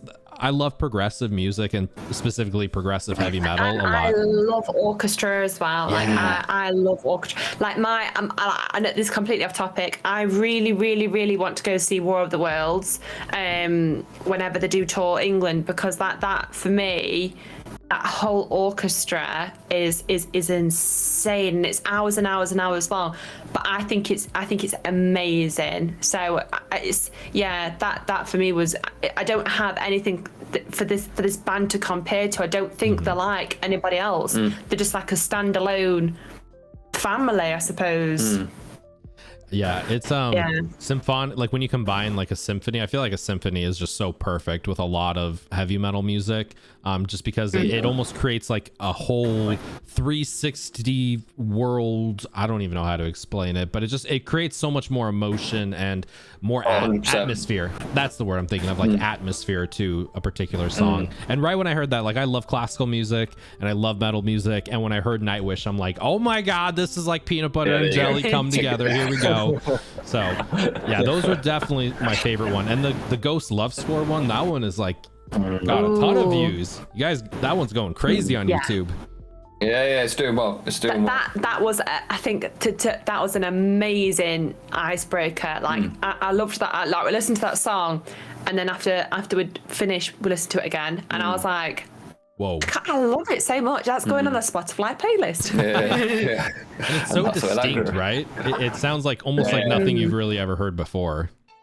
Yeah. And I'm by no means an expert in music. You're a lot more educated than me, but like from not like Shannon introduced me more to rock and metal music. A lot of my background is just the way that I grew up was like hip hop, rap, that sort of music. So for me, a lot of this is new to me. And with Nightwish as well, one thing that I loved, you've sort of said it yourself, it's like a mini movie, and there's so many different elements to it. And like you said, with the symphony side of it, the symphonic side of it, like it's a really good way to transition to something light, something heavy, and then dramatic, and then there's this big build up, and it's really dramatic build up with the symphony side of it. And that was one thing that I loved about Nightwish, is it's a roller coaster. You didn't know the twists and turns, the way it was going. You felt like you were tied into a movie, like a mini movie. And that was one of the best songs for me. I still think Ghost Love Score is one of my favorite reactions that we've done. Yeah. Do you guys think you'll be continuing specifically with metal music with reactionary content, or do you want to go into like hip hop or jazz or anything else, EDM? Well, yeah, exactly that. She's shaking her head over there, but next video is going to be a hip hop. Well, sort of a hip hop reaction, but we've done a lot of Shannon's side of it now, so I'm going to be doing some of the educating this time. Hell yeah. The different points that I've got with the hip hop and the rap music, I don't understand what they're saying. Yeah, but it's the same. Yeah, but what you've got to think is it's exactly the same thing. When I'm listening to your screamer music, but I understand I've said what they're multiple saying. times I can't hear what they're saying. Yeah, all I heard was pig squeals during that song. That's all I heard. I couldn't understand a word of what they were saying, and I thought it was a girl for a start. I thought it was a girl singing the song. Do you not like hip hop music much, Shannon? No. You do some. I don't mind old school Drake, like Drake from like 2013, 14, 2012, 2011. Or even Lil Wayne or Rick Ross. I don't mind that sort of side of it. But it's like it's really funny. I actually saw a really like small snippet of Snoop Dogg, and he was like taking the piss out of like new rap on hip hop, and he was going like, yeah, it is. But that's what I'm saying. But it doesn't necessarily. Hip hop's not what it used to be. So a lot of it is now like grime.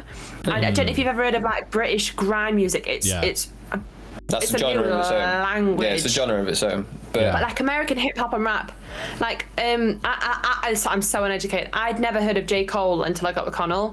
And I mean, I'll listen to it for Conal because that sort of stuff is tolerable. I understand what he's saying. It's not about like money, bitches, and stuff like that. It's like it's just nice music. It's just nice music, and it's catchy, but it's not what it used to be. But I think you're painting a lot of the artists with the same brush, and it doesn't necessarily. But you don't even like any of Drake's new album. No, I don't like it. But I like I'm a massive fan of Drake, but I can take away my feelings of what I feel like as an artist and say I don't like that album.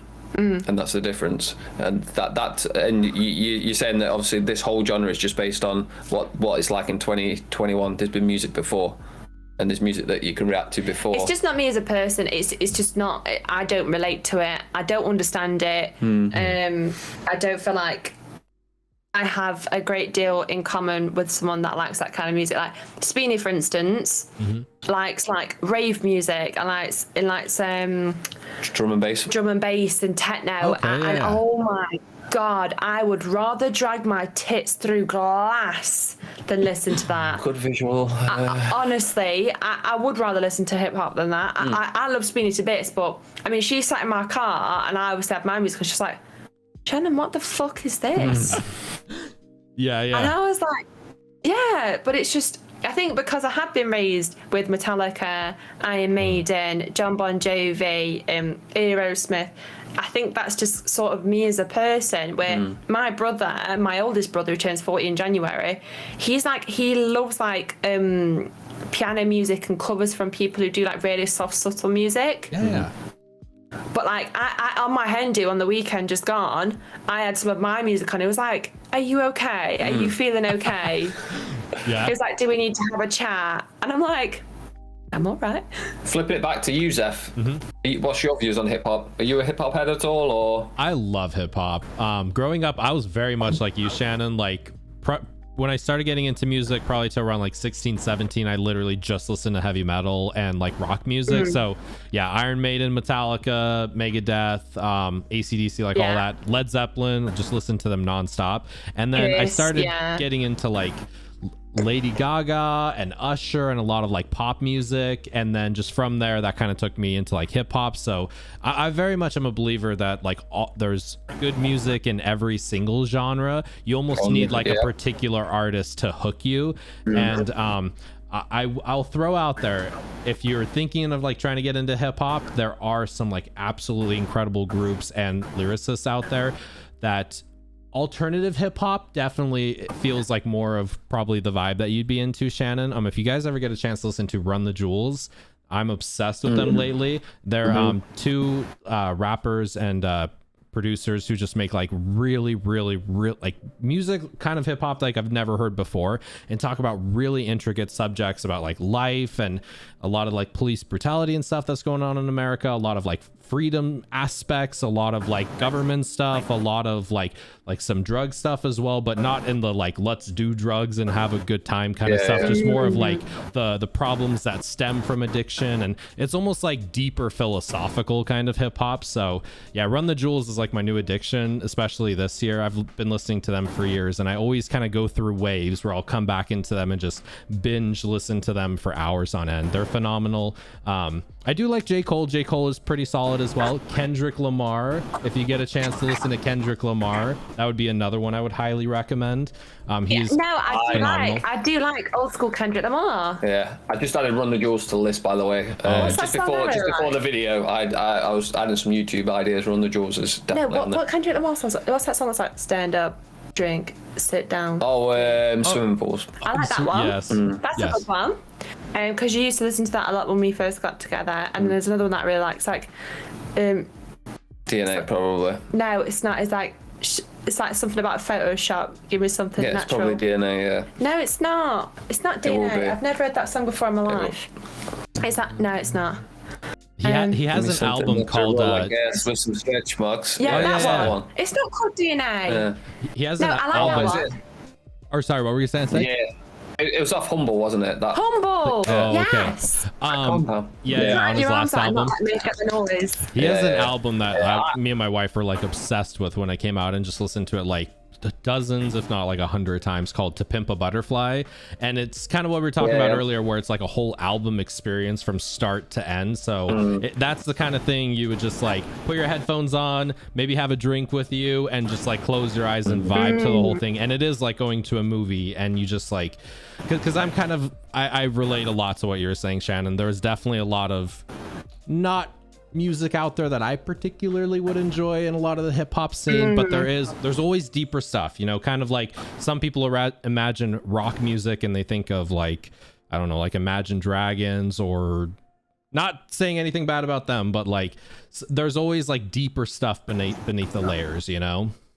You just kind of got to go diving a little bit for it. This is where you need, exactly. This is where you need to open up. So for me, I grew up listening to hip hop just purely by like I played basketball growing up, and a lot of playing basketball, the warm up music, it was all hip hop, that sort of thing.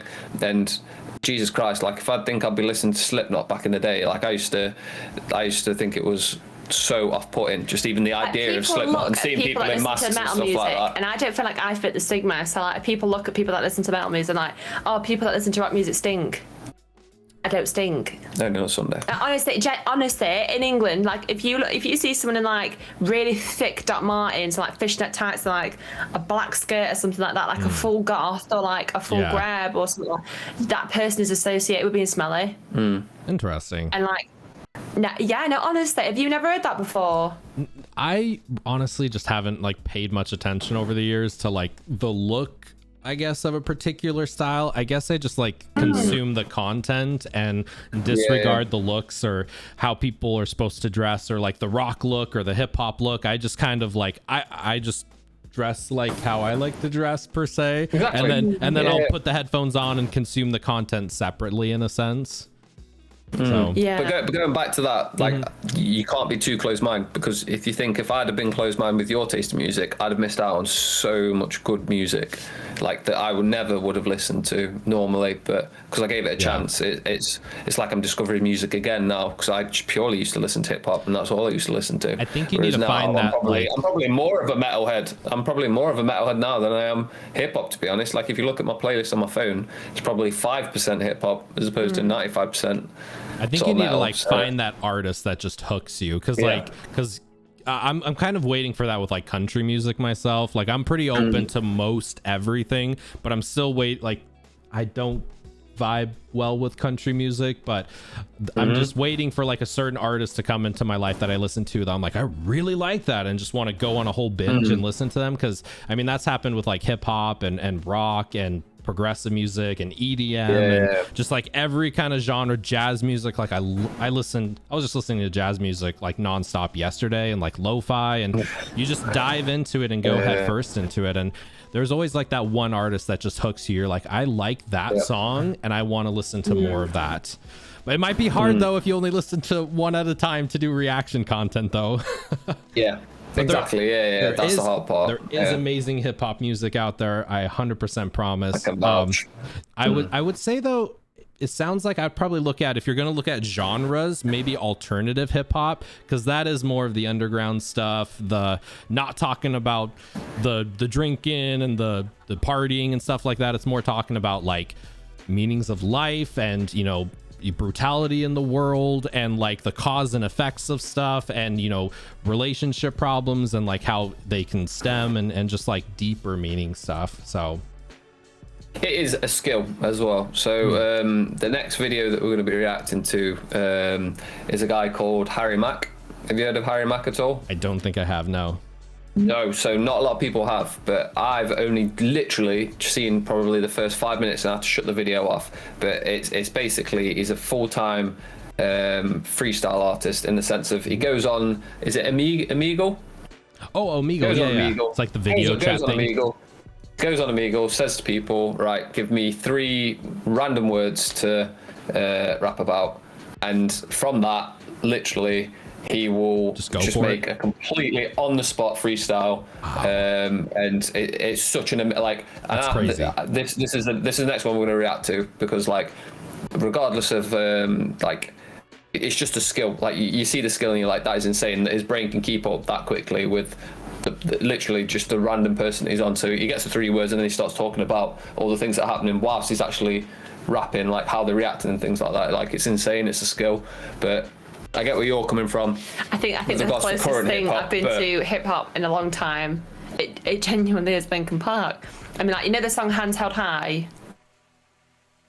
Yeah, but there's a rap element from that as well. That's what I'm saying, like Linkin Park, like that for me. Like even some like Limp Bizkit stuff as well. I'm like, it's some of that. I felt one of my favorite albums ever is Collision Course. Like the crossover between Jay-Z and Linkin Park. Like that's one of my favorite albums. Like I absolutely love that, and that's how I describe my music taste now. That's it's blended into those 2 genres. Yeah. Linkin Park is kind of that perfect amalgamation of like alternative rock music and hip hop just kind of merged together. So I didn't grow up, I haven't listened to too much Linkin Park or Limp Bizkit or anything like that. But from what I have heard, yeah, very much you can hear that hip hop influence and that rock and even some like punk thrown in there a little bit. So do you want to know what's mad? Like if we do go on a night out, like I love like rap and hip hop music. Like after a few drinks, like I'm like, I want to go to the club that's bouncing where everyone's dancing. That's I don't know. So the vibe. I don't know. Yeah, because I do like a bit more Nicki open-minded. Minaj. Yeah. After a couple of drinks, like I do like Nicki Minaj. That sort of like older Nicki Minaj. I don't know. I'm not with the times. No, we're getting older. I'll educate you. I guess when it comes to music, I've always like kind of strayed away from mainstream music. So like I haven't really listened to much Drake or Nicki Minaj or anything like that. So I guess, yeah, music wise, I've always tried to look for like just more of the underground, I guess more of that alternative or underground kind of stuff that's like not as played on the radio. But I will definitely say it's really, really, really good to keep your mind open. And even if you're like this particular genre I'm not into, if you keep an open mind, there could come someone that just absolutely makes you fall in love with that type of music. And then before you know it, all of a sudden you're jamming with, you know, Speeny to drum and bass in the car. Yeah, you never know.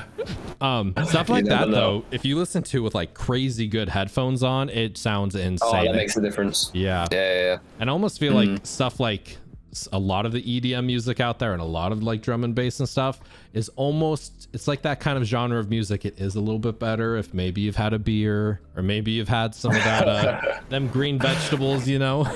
Whatever. Exactly. Yeah. Vegetables. Yeah.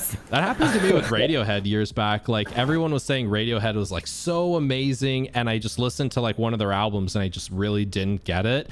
And then I like smoked a joint and re-listened to it while reading the lyrics, and I'm like just zoned into like my iPad reading the lyrics, and I'm like, oh my god, this is amazing.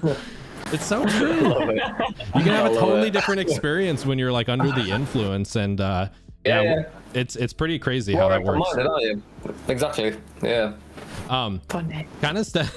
Right. Some people think I'm like way more pure or whatever than I am. Like actually this month my wife and I are doing sober October, where we're not drinking anything, we're not having like any of them good veggies, and it's been quite an experience. Just 7 days into it and I'm already excited for it to end. If I didn't know you, I would say that you are a complete stoner, because I don't feel like anyone is that chill. Oh yeah, 100%. Yeah. I would say Zeph's I would stoner. Zeph is the you've hid your bomb. if Seth Rogen and Jesus had a baby, it'd be literally. Zeph. Yeah. I smoke. I mean, I honestly I'd smoke like every single night pretty much since I was like 21. I've pretty much been like a daily smoker in that. So getting off of it, it's definitely been a bit of a struggle. It's more of just like a little bit of like anxiety here, just like not having an appetite, not being able to fall asleep. But I feel this is honestly the longest I've gone without having any of that since I turned 21. So it's been an experience for sure. But it's always, especially around the world, like some of the views on marijuana always blow my mind, because you know people will say like marijuana's terrible for people as they're drinking alcohol in their hand, and it's like insane.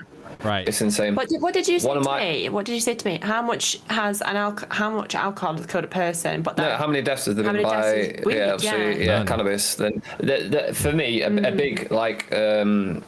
I had a massive moral dilemma, because I personally don't smoke or anything like that. And that's purely just by like my dad was a chain smoker growing up, so I just didn't want anything to do with it, just personally. But I have absolutely no problem with the views of cannabis and things like that. There's so many benefits of it.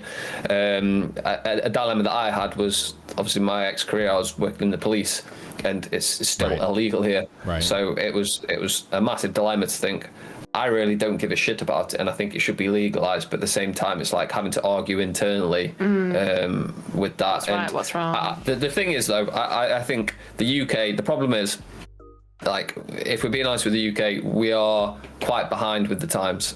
We're very old school, and I think it's only going to be a matter of time. Just think how much money they honestly would earn if they just legalised it. It's nothing to do with money earning. It's to do with think how many. No, it's really not. Just think how many resources. It's really not. Trust me, as someone that worked in there, the amount of resources that would be utilised elsewhere better if we didn't have to spend so much time on silly things like cannabis and having to deal with those issues.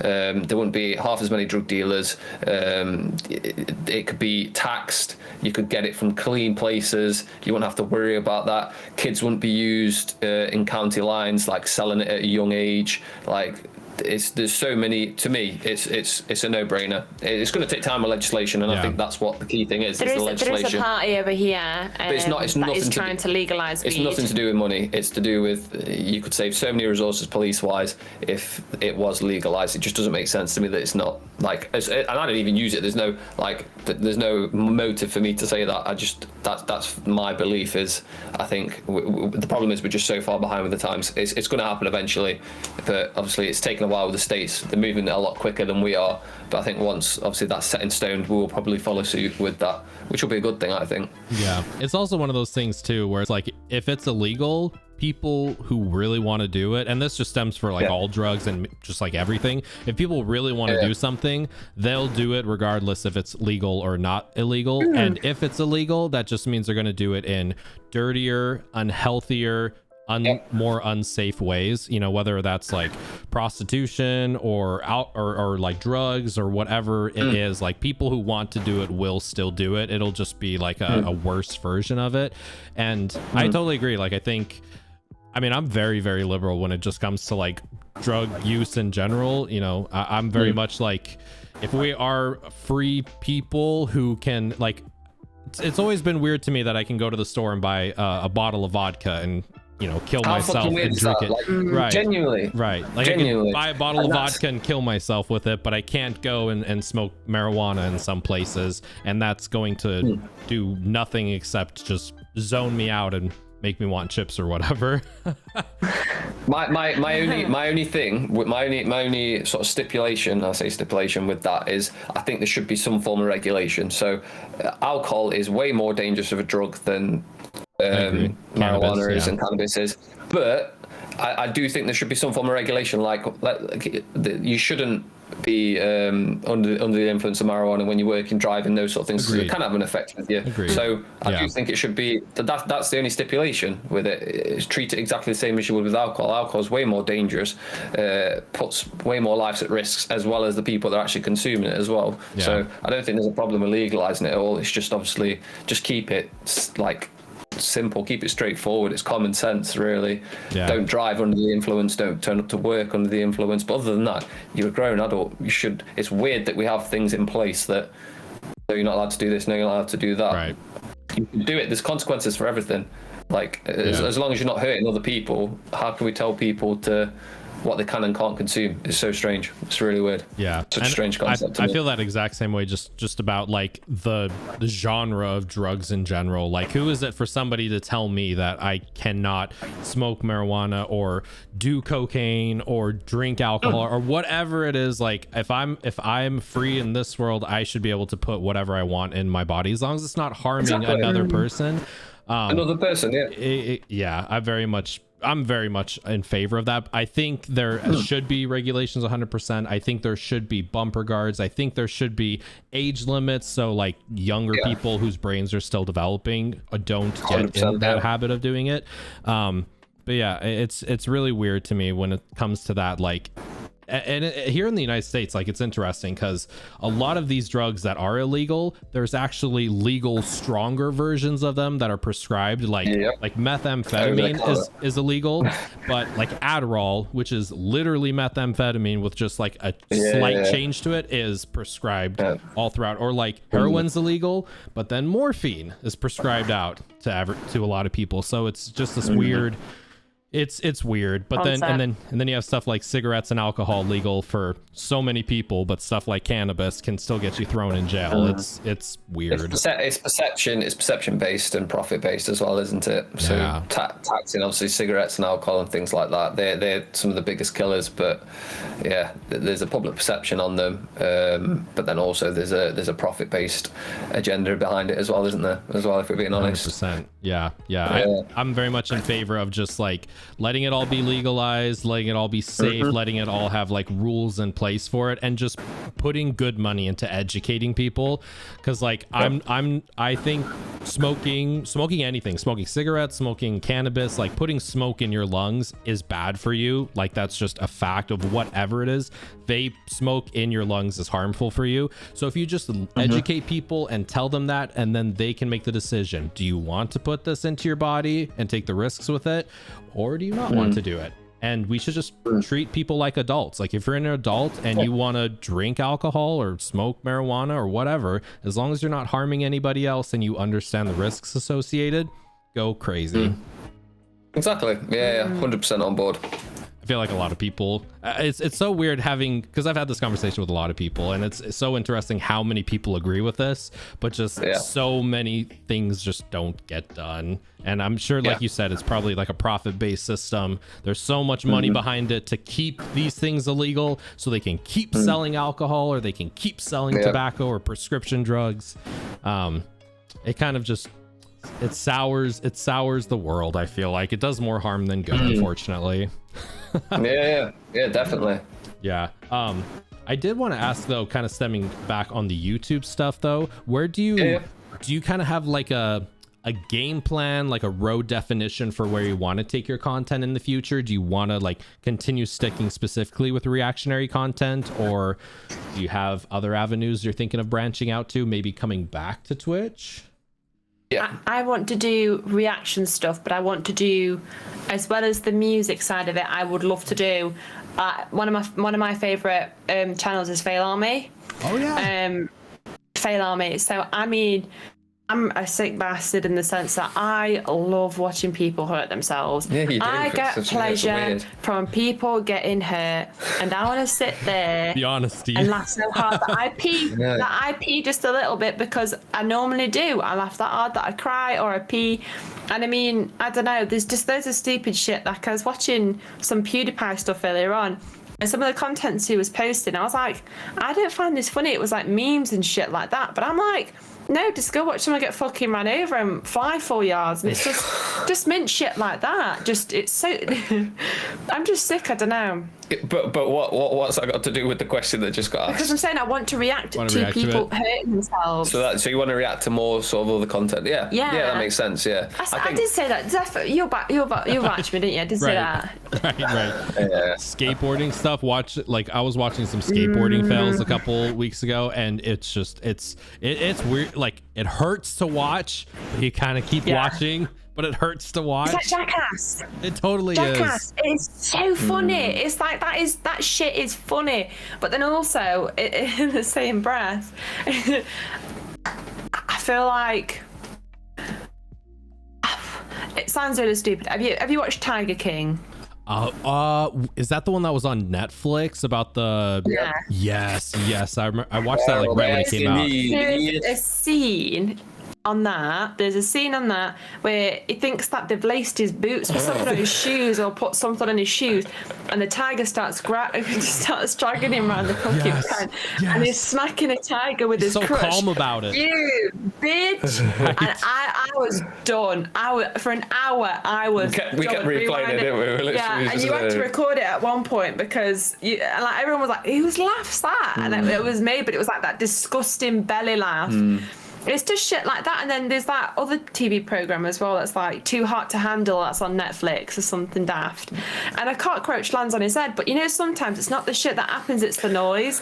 Like this cockroach lands on his head and it goes, and he's like, and it's like a cockroach, but it's just, sometimes it's the noise, and I don't know. I'm just proper sick, maybe. I don't know what you want to say. I think we'll probably stick to reaction, but to be honest, a lot of the content we consume, which would be, I think, especially for you, you're really into sort of your true crime documentaries, aren't you, as well? Is it Eleanor Neal? Eleanor Neal. Like, I think later on down the line, because she's a Yorkshire bird, so she's like all far up north. We'd probably maybe branch off to a different channel, but look at that as well. So look at sort of something a bit more serious, because we can be silly, we can be silly little gooses, but also we can be serious in that side of it as well. And I think that's something that you're really interested in.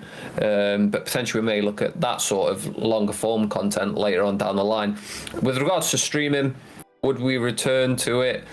Yes, but I think it would literally just be for fun. Like, I think it'd be for fun to catch up with friends, to game with friends. I can't see us anytime soon return streaming as something that we would want to make a career.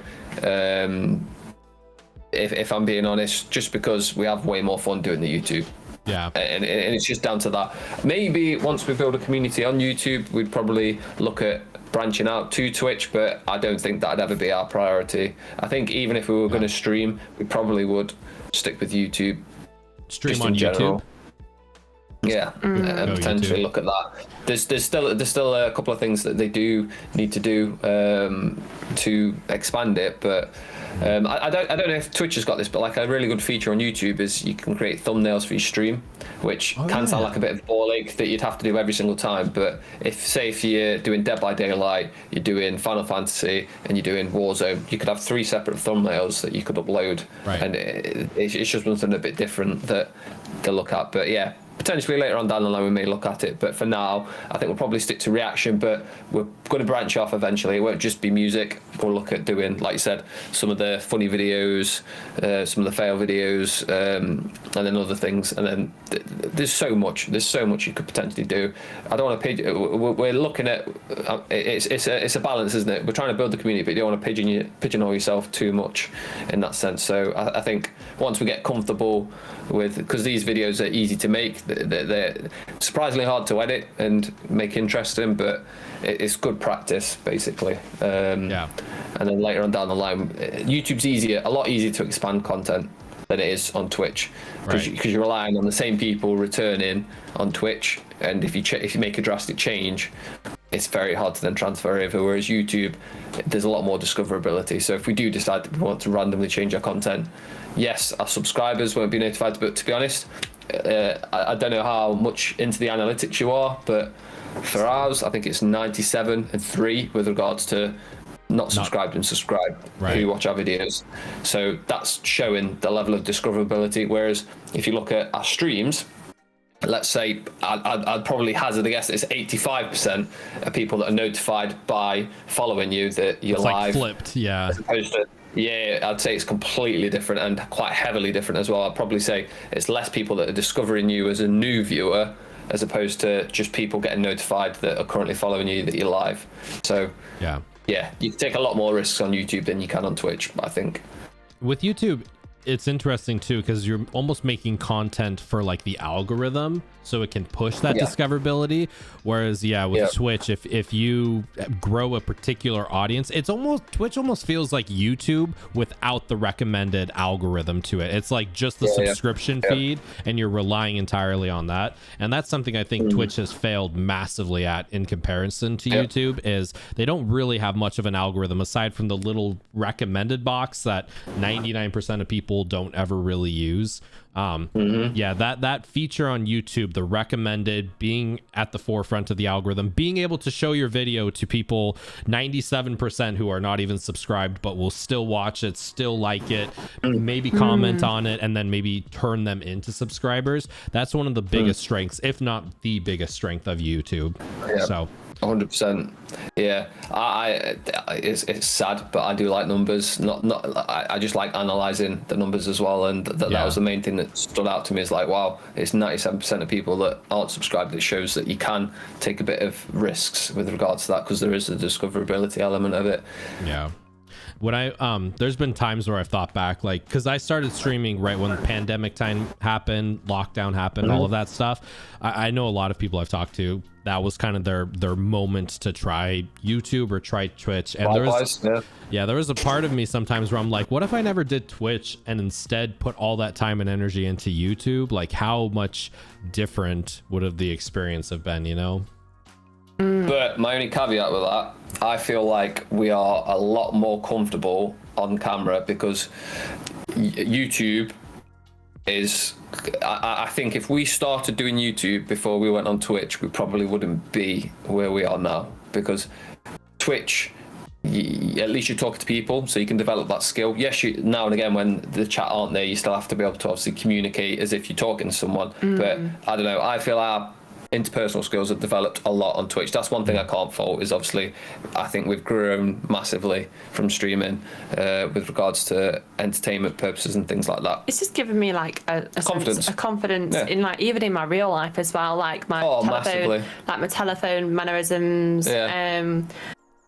So basically my childhood best friend moved to Scotland a few years ago, and I spoke to her, to be fair, not even all that long ago, and she said to me that I'll be honest with, where we live is very common, so we miss words out and mispronounce things, blah blah blah blah, and she was like, you seem a lot different, like you're a lot more confident in the way that you speak, and it's not all, I don't sound like where we're from, if that makes sense. Yeah. I don't know if that's because of you as well, but yeah, it's giving me like a confidence in work on telephone and stuff. So maybe not using as much of the or the pauses in the sentences. She uses ums. It's an absolute fucking it's an absolute nightmare to edit. Like British people, what you see on the YouTube video is not what she is like. Trust me. Cut.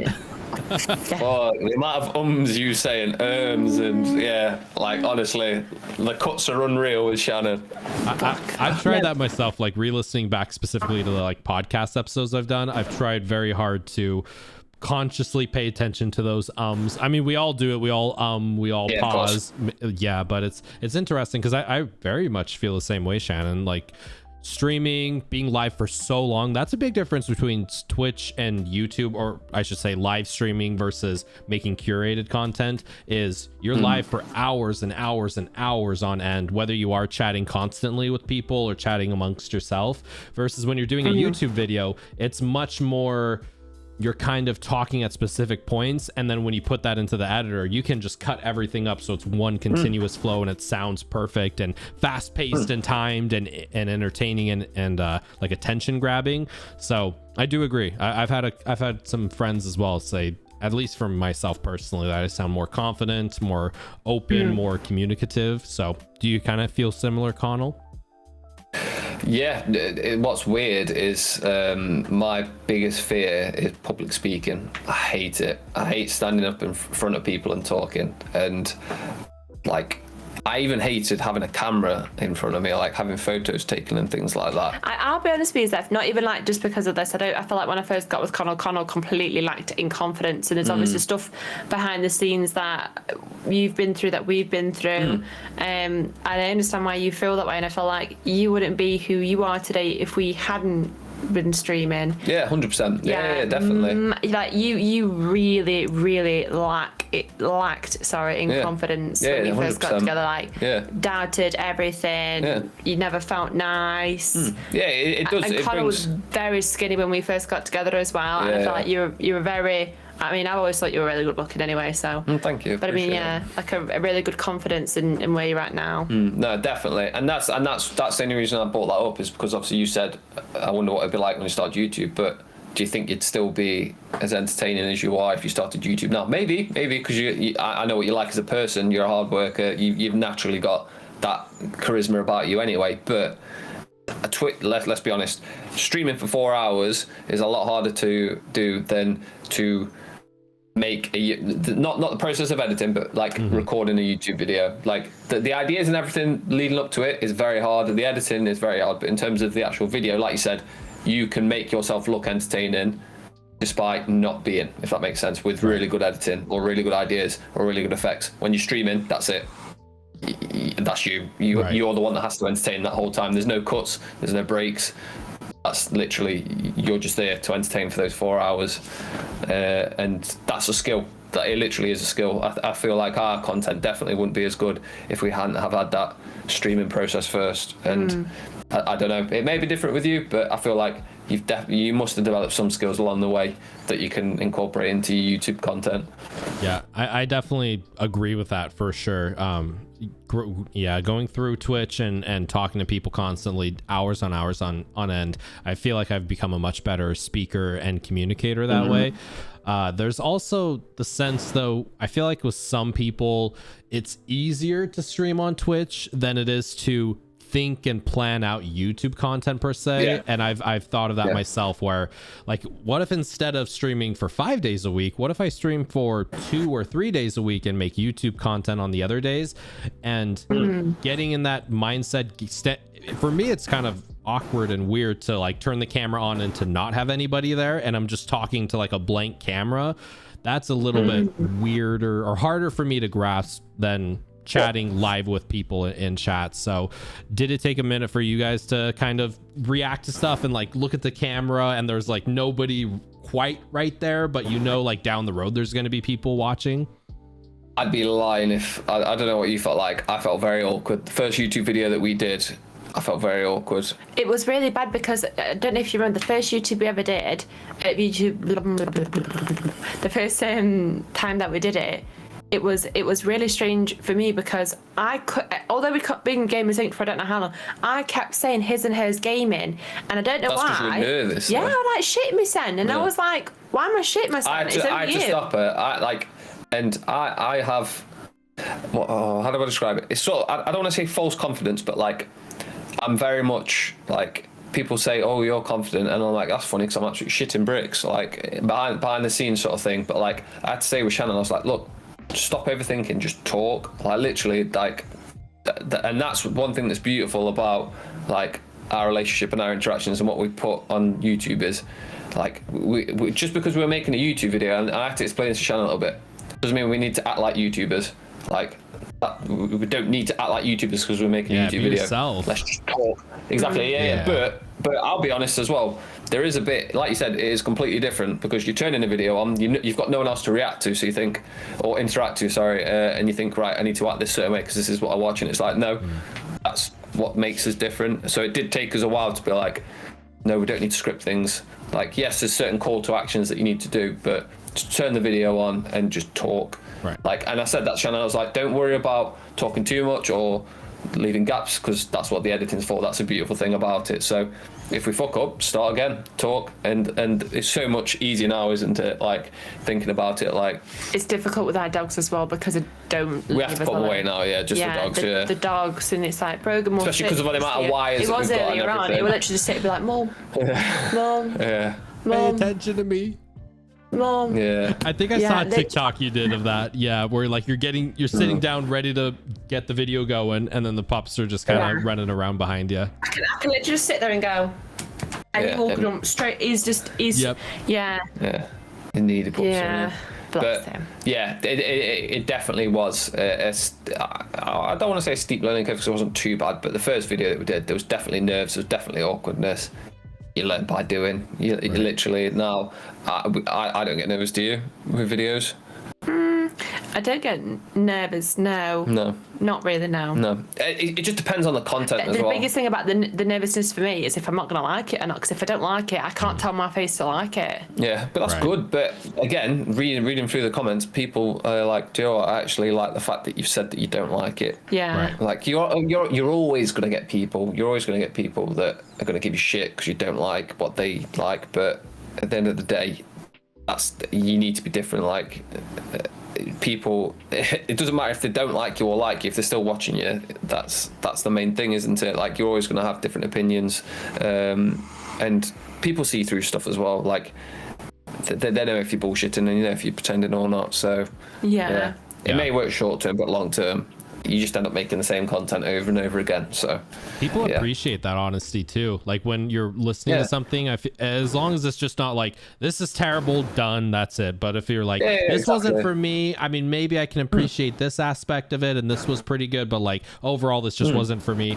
There will definitely be people who appreciate that honesty, because if you do 100 videos and every single one of them are like, I love this song, I love this band, it almost becomes like it like dilutes that actual love, that actual opinion. It starts to dilute it. So having those controversial or other-sided, maybe some of the fans will disagree with it, maybe they'll relate to it. It'll build that more genuinity, more genuine connection with the audience for sure.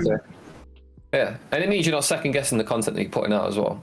Right. If you set the tone from early on, like you don't have to be like, oh no, I don't want to react to this, or oh no, I didn't like this, but I feel like I need to it's just not us. Like our things is our personality. So if we try and pretend to be something we're not, we're not going to make good content. It just doesn't work like that.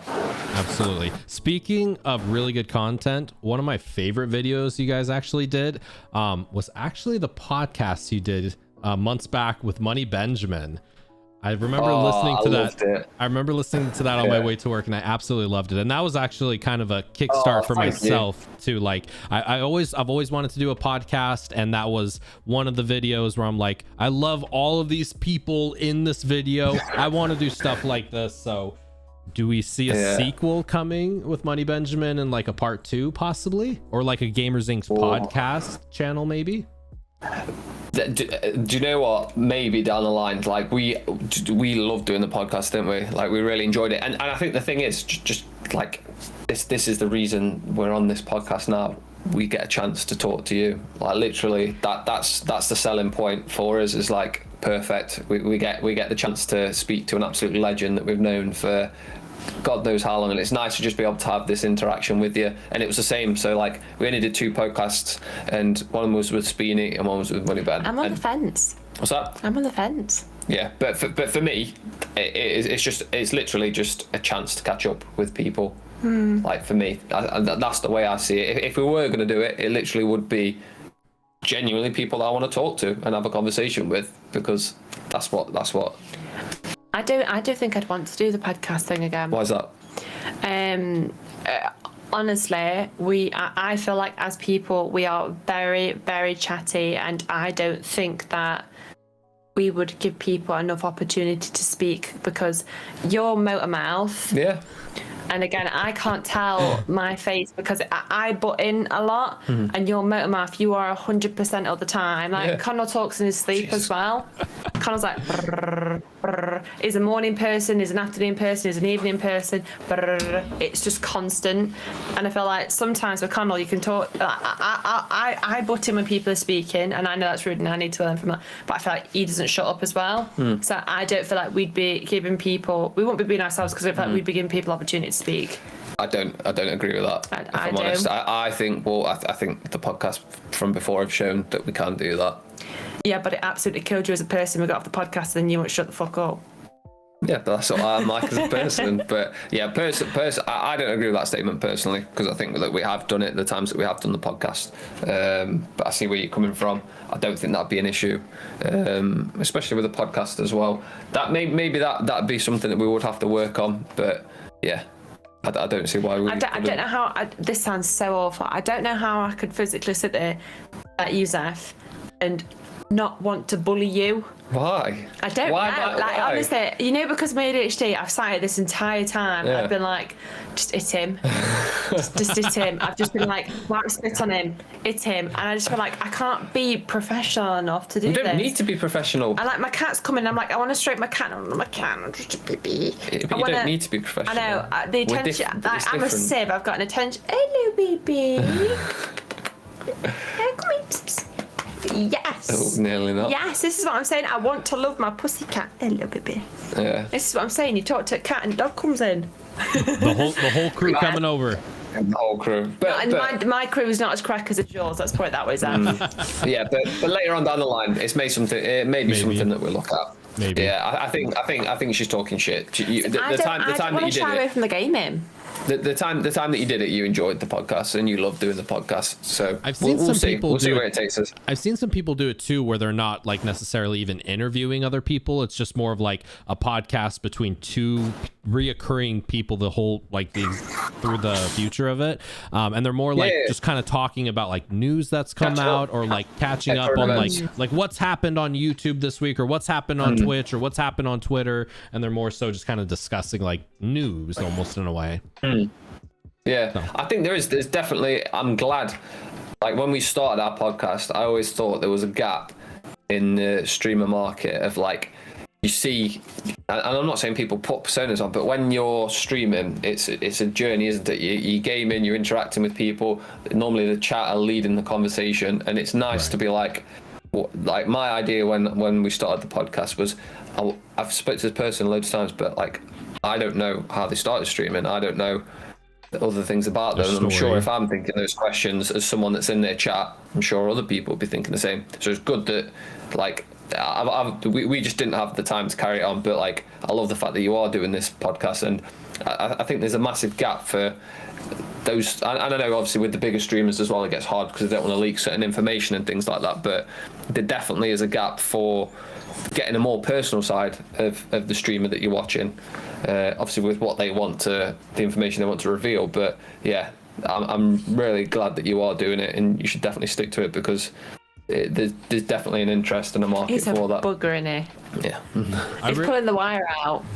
I really appreciate it. That was definitely something I was really looking forward to, is just I wanted part to just talk to my friends that I've met and like have like a real IRL kind of conversation, because you can only talk so much during text, you know, you can only get so much emotion and stuff from just like simple texting and stuff. So to have this kind of conversation was something I always wanted to do, and to be able to hear about people's stories and their journeys and the ups and the downs and things they love about YouTube and things they hate about YouTube, things they love about Twitch, and just kind of what's going on, where they're at this moment. And even in the future, I want to have like guests come back on again, where you can see like maybe a year from now, like how have you grown? How's the journey different? Exactly, the progression of it all. So I really appreciate that. That really means a lot to me. I've been so excited to chat with you guys for so long, and likewise. You and Money Benjamin, there's a few core people that like were my first real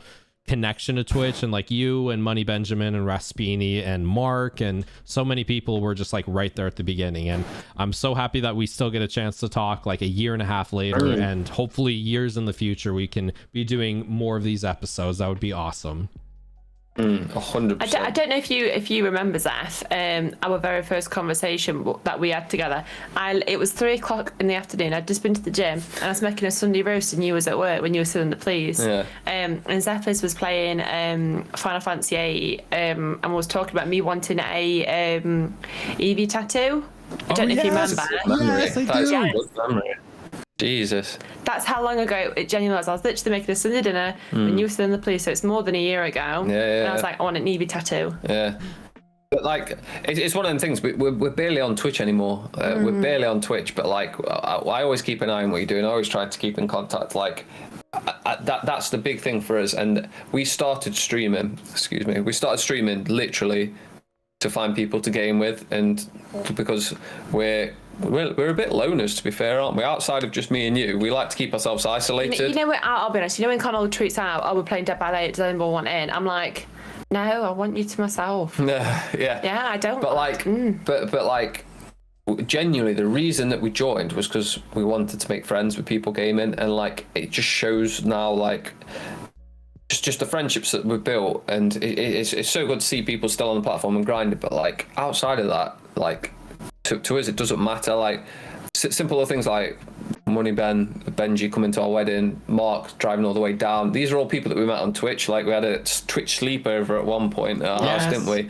It's like, remember the selfies? It's like, yeah, exactly. It's like it's genuine connections, and that only happens when it's genuine people that you're interacting with, such as yourself as well. That's why we enjoy talking to you so much, because it's how you are now is exactly how the same you are on stream as well, and it's the same with us as well. And yeah, there's a lot of bullshit on Twitch, and there's a lot of fakeness on Twitch, but when you do find those genuine people, such as yourself, such as Money Ben and things like that, it's a beautiful thing, because we never would have found yourself, Money Ben, outside of Twitch, would we? So yeah, there's that side of it. There's the good side of Twitch. I don't want to sit here slating Twitch all the time. You do meet some amazing people on it.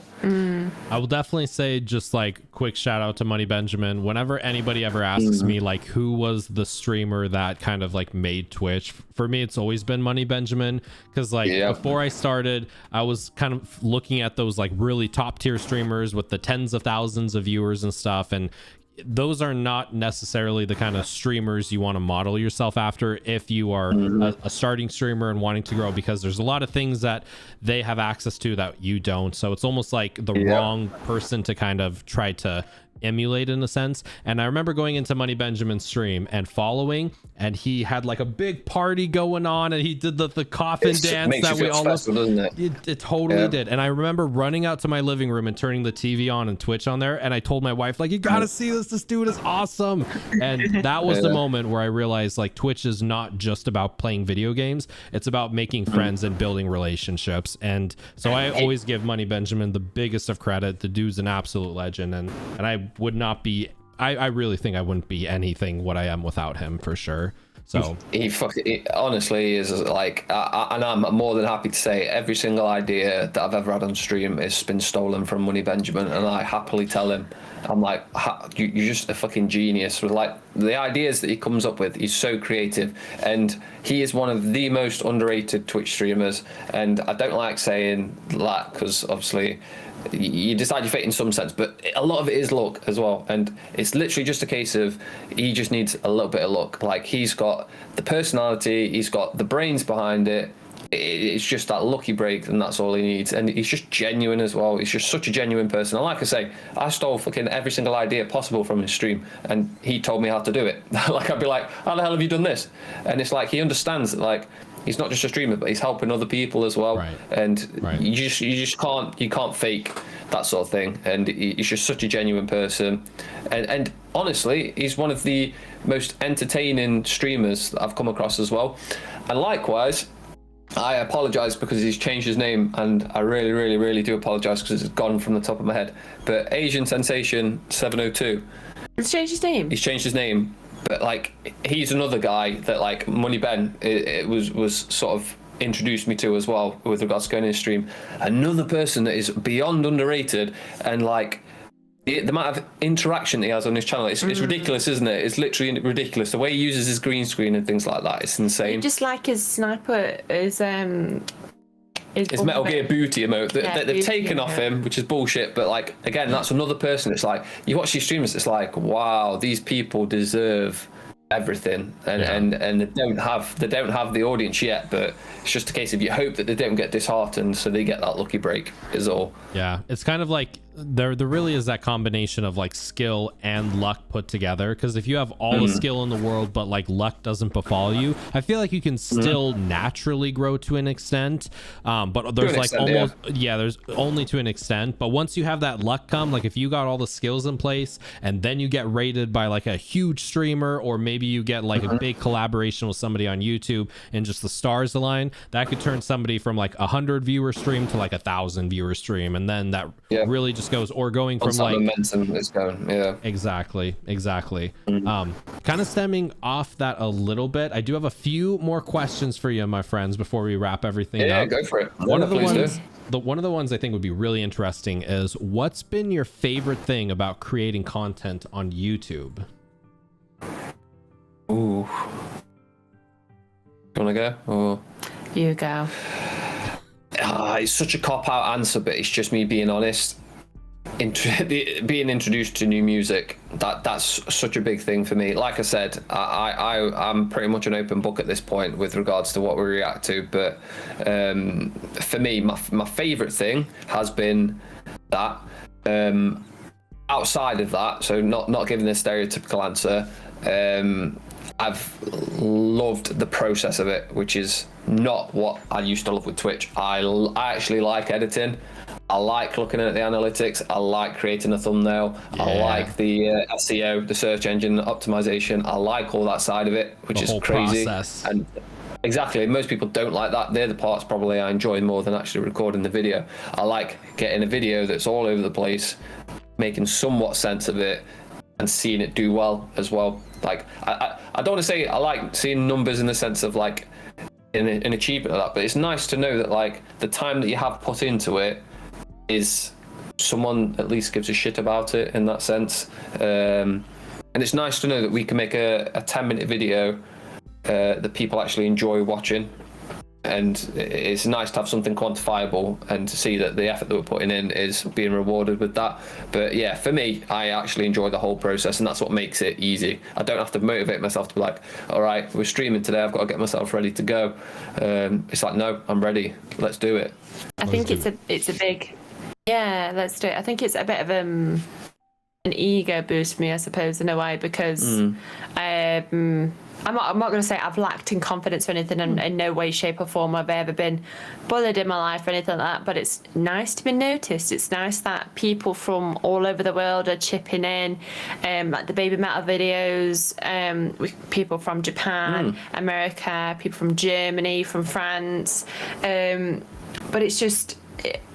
It's nice to be noticed. It's nice to be recognised. It's nice that people are taking their time out of their day to spend time on us, and it's just, you do a great deal more than I do. I think even if I did try and take over, if I did try and do any of it, you'd be like, no, not a chance. Yeah, probably. I don't think you'd let me do any of it. Yeah. But I think it's just, it is genuinely just nice to be seen. I think that's a good honest answer as well. Yeah. I don't know. I mean, would I loved it if we'd became? Would I love Twitch if we'd have made it in the time that we was doing it? I can't lie. I 100% would, because I'd have quit if we were making enough money where we didn't have to work. I would stream 5 days a week for like 4 or 5 hours. Yeah. But it didn't happen. It didn't pay off, and I don't have the patience for it. No, neither do I. YouTube is going more our way, and I'm enjoying it a lot more. And it's not money. We've made £70. One of our videos has got 130,000 views. Yeah. We've made £70.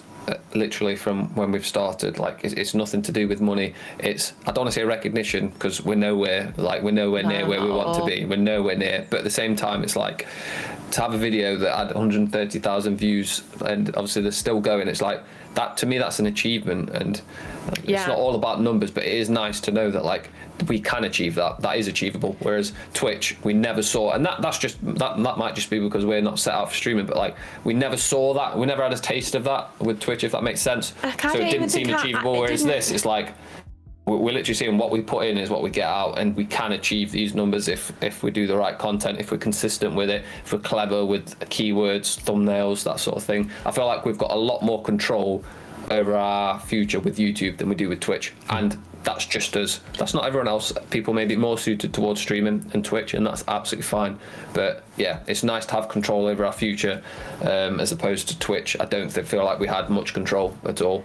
I feel like we spent a lot of money and a lot of time doing stuff for Twitch, and it's, like you've said loads of times in this video, there was no results, and again was too impatient with it. And it's not about money. It literally is just about I just personally want someone to speak to, because like you said, we are loners, and I do want you to myself a lot of the time, but I wouldn't have, let's say, for instance, Raspina, I wouldn't have Riff. Exactly, yeah. So it's just... Made some genuine friendships from it. Yeah. I think with something I think a lot of people mistake with streaming is they almost jump into streaming first before maybe doing content creation on other platforms. And I've thought about that myself. Like, what if you build up an audience, kind of like how you guys are doing with YouTube, and then once you have 10,000 subscribers, 100,000 subscribers, you're getting hundreds of thousands of views, then you tell people, hey, I'm going to be streaming on Twitch playing games with viewers maybe once or twice a week. That would be like a whole different conversation. And if you are streaming like 5 days a week, 4 hours every day, what if you take that 4 hours every day and make like YouTube content out of it? Because it stems back to the argument that Twitch just doesn't have a good algorithm and a good platform for discoverability, and you can take all that time and effort and put it into YouTube, and then you can have crazy amazing growth from it and just get huge subscriber numbers, huge viewer count numbers, and then all of a sudden, before you know it, you're like 1/10 of the time that you spent on Twitch you've spent on YouTube, and you have like 10x 100x the results. Yeah, for me, like, I just don't like the Twitch side of it. I know what to do, I just don't want to do it. Yeah, if that makes sense. That's fair. I want to stream how I want to stream. I know how you should do it. I know you should be using TikTok. I know you should be using Instagram to point everyone towards your content creation. I know you should be using a sort of a low viewer game and building a niche community there, and then trying to expand to a variety streamer. I want to play Apex. That's what I want to do. I want to play Apex. I want to play Dead by Daylight. I'm not going to grow doing that because there's not the algorithm to do it, and I don't want to do the things outside of it at this stage to allow that. Our best streams probably were when we were more niche, playing Final Fantasy games in terms of viewers. We were hitting probably quadruple, quintuple the numbers that we were doing when we were doing Apex or Dead by Daylight, but I didn't enjoy those streams as much as playing Apex or Dead by Daylight. So where I am in life at the moment, I want to do what I enjoy.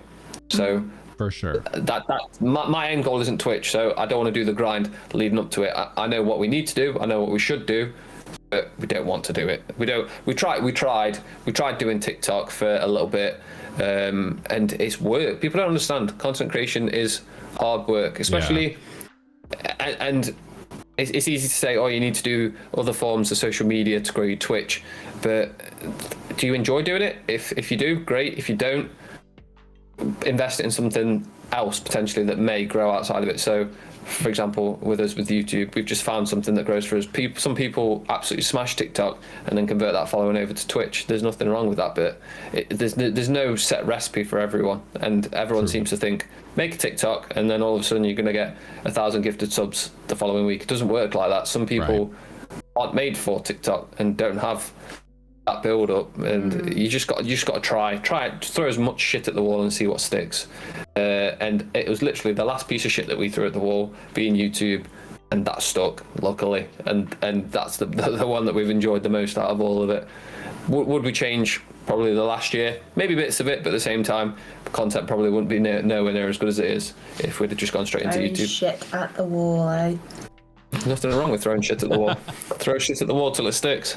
Yeah, no, Conal. Well, some people, I mean, like, they really do dive into like that TikTok sphere and just absolutely crush it. Or some people, like, I've tried TikTok. I am mixed on it. Like, I've tried Instagram, I'm mixed on it. But yeah, like, once you kind of find that platform that just the flow of the content, the platform and how it's used and how it works is for you, then I think once you kind of get in the groove of it, as long as you're seeing the results that you want to see, if you are results oriented, then that's where you want to keep going. Kind of conversely on that though, what's been your least favorite aspect of creating content on YouTube?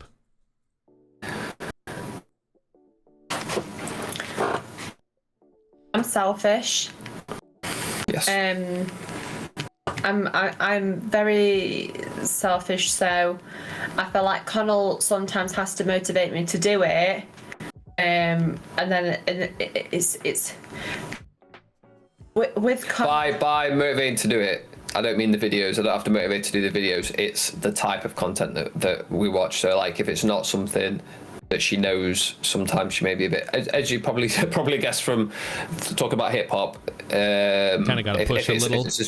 Yeah, exactly. She's got a bit of a push to start off with, haven't you? And I feel like because I don't know like a lot of the sort of side of it that you do behind the scenes and stuff, kind of was like, you need to get this set up, you need to do this, you need to do that, you need to do this, because I'm going for a shit, and I'm like, I don't know what you want me to do, Conal, and it's, do you know what I mean? It's just, I'm very selfish because I enjoy my time. I don't get a lot of it. I work a lot of hours a week, and I feel like sometimes I'm just like, no, I don't want to. And it's not because I'm lazy, it's just because I do feel drained. So sometimes, like, when we had a really shit Sunday a few weeks ago, didn't we? I was like, we're not doing any YouTube videos because I just can't be fucked with it. Like, I just don't want to do it. So I just enjoy my own space, I enjoy my own time, and be that with Conal, without Conal, I suppose I am a bit of a loner. I do need that, and sometimes to know on a Sunday, oh, I've got to do all the ironing, I've got to do YouTube videos, I've got to do this, I've got to go do the shopping. It's just like, yeah, and it's just like I get 2 days off a week, and sometimes I don't even get 2 days, sometimes I only get 1 day, and I've got all that to do in 1 day. So yeah, I'm selfish with regards to I have to be pushed, I have to be interested, and I can be a bit moody and not want to do that. So I think that conversely ties into my point. So I have all the same feelings Shannon has, but I think she's not, because she's not had to do it, she doesn't have the realization of I have to do everything that she's just said, and then the time for editing, exporting, thumbnails, creating the content, SEO. It's a lot. Because we do React content, I'm constantly having to fight copyright strikes, having to quite literally probably every few days I'm having to write an essay about how it constitutes fair use and pretend that I'm a lawyer when I'm not, and there's that side of it as well. So for me, as much as I love the creation side of it and the process of it, like I said, it is very time consuming at the same time, especially with doing React content. The main part of it is like the process of some of our videos, especially with some of them. It's like I could edit it all half a day on a Sunday, upload it, and then it gets instantly blocked, and I'm like, fuck, like, right, I've spent the whole afternoon, and I know for a fact that video's now going to be blocked for 2 days until I can test it, and then it affects the algorithm because it thinks that it's 2 days behind. So how it works, I don't know if you've had it, but like with some videos they have an insta block on them with certain content, and what can happen is if that video gets flagged, it gets blocked and you have to contest it, and then they'll release it after 2 days whilst it's still an appeal, and then what will happen is, though, when you look at your analytics for those 2 days it's classed as having 0 views. So YouTube thinks, hold on, this video's pretty shit, and doesn't push it out. Yeah, they think it's not performing, so it takes it. It's a massive backstep. So yeah, you see that a lot with the videos that do get blocked. They don't do half as well as the other videos because YouTube doesn't push it out as much because it thinks it's had 0 views during these 2 days, and then all of a sudden it starts picking up with the views, but it doesn't match up with other videos. So yeah, for me, I love the process. It's just time consuming, and the copyright claims, which is understandable with a React channel. That's the biggest thing. Is having to lawyer up when I've got no legal knowledge other than Google, and having to contest it. And also, you have to time, and that's a big thing as well. So say we've got 20 videos. If one of those decide to come back and say no, we don't agree with it, and you get a copyright strike, if I then contest another one and they do the same and you get a copyright strike, we've only got one more strike left, and that's it. The whole channel gets removed completely. After 3 strikes, that's it. You're done. There's no contesting with it. The channel gets deleted. You'd have to make a new channel. So that's another thing that Shannon doesn't sort of understand, is like, I'm constantly juggling acts as well. So like, I have to keep an eye on, right, okay, this copyright expires in 5 days. That means I can then contest this one on this video. I just turn up. Yeah, so there's that side of it. Yeah, but yeah, that's a big side of it, is the management of the copyright claims. It doesn't always happen with every video, but I'd say majority of the videos it does happen with. And after a month or so, they go away, because obviously you have to contest it as fair use and prove how it is fair use. But it's an automatic process. They automatically flag it, and you've got to disprove how that works, which is a long process. And that's probably the most stress with the YouTube side of it. That sounds super stressful, honestly. Yeah, it can be, especially if you get 2 strikes in at the same time, which has happened, and you have to then hope that the other one that you contest in doesn't bounce it back. So now I can only really manage 3 videos at once, if that makes sense, in terms of appealing that copyright. None of the strikes have ever been upheld, but it doesn't matter. You know, if we had 3 at the same time, regardless, it just closed the channel completely. Like, so you have to be really careful about how you manage it. Yeah, automatic ban on the channel. Even though retrospectively the copyright strikes that we have had have been removed completely. If just by coincidence all 3 of them happened at the same time, tough luck, you've got to start a new channel. Almost kind of like limits how many you can do, like within a week time, or like how many you can put out, essentially. Yeah, 100%, yeah. That is super frustrating. 2 last questions though I got for you. These are some of my favorite ones. In your own words, GamersInked, what does being a content creator mean to you both? I'll say it again. I just turn up. I'm such a dick. Sorry. Star of the show though, right? I know, yeah. I do always feel like I've been a performer. So at school, got A's in drama, got A's in music, got A's in PE. I'm a practical person. So I think if people can just enjoy the shit I come out with, and all the shit banter and all the shit jokes, and just enjoy things with me, I'll be an happy birdie at night. Small, short and sweet. That's be all and end all. Like Conal said, I'm not particularly book smart, but you asked me to run 4 miles. Yeah, I'll do that. I don't know. I think it's just nice to be daft. It's just nice to be silly. Not everything has to be serious. I feel like the world at the minute is just mad. For me, favorite part of being a content creator, and what I think makes a content creator for me, is it's a beautiful thing to see how me and you could have the same video, right? And we're both going to edit it differently. We're both going to make a different story out of it. You can literally have the same 1-minute clip, but how you interpret that clip and how I interpret that clip is completely different. And we both have exactly the same content, but we can make completely different stories out of how you edit it, how you put it out on your social media, the backstory that you put behind it, the music that you put behind it, the thumbnail that you put on it.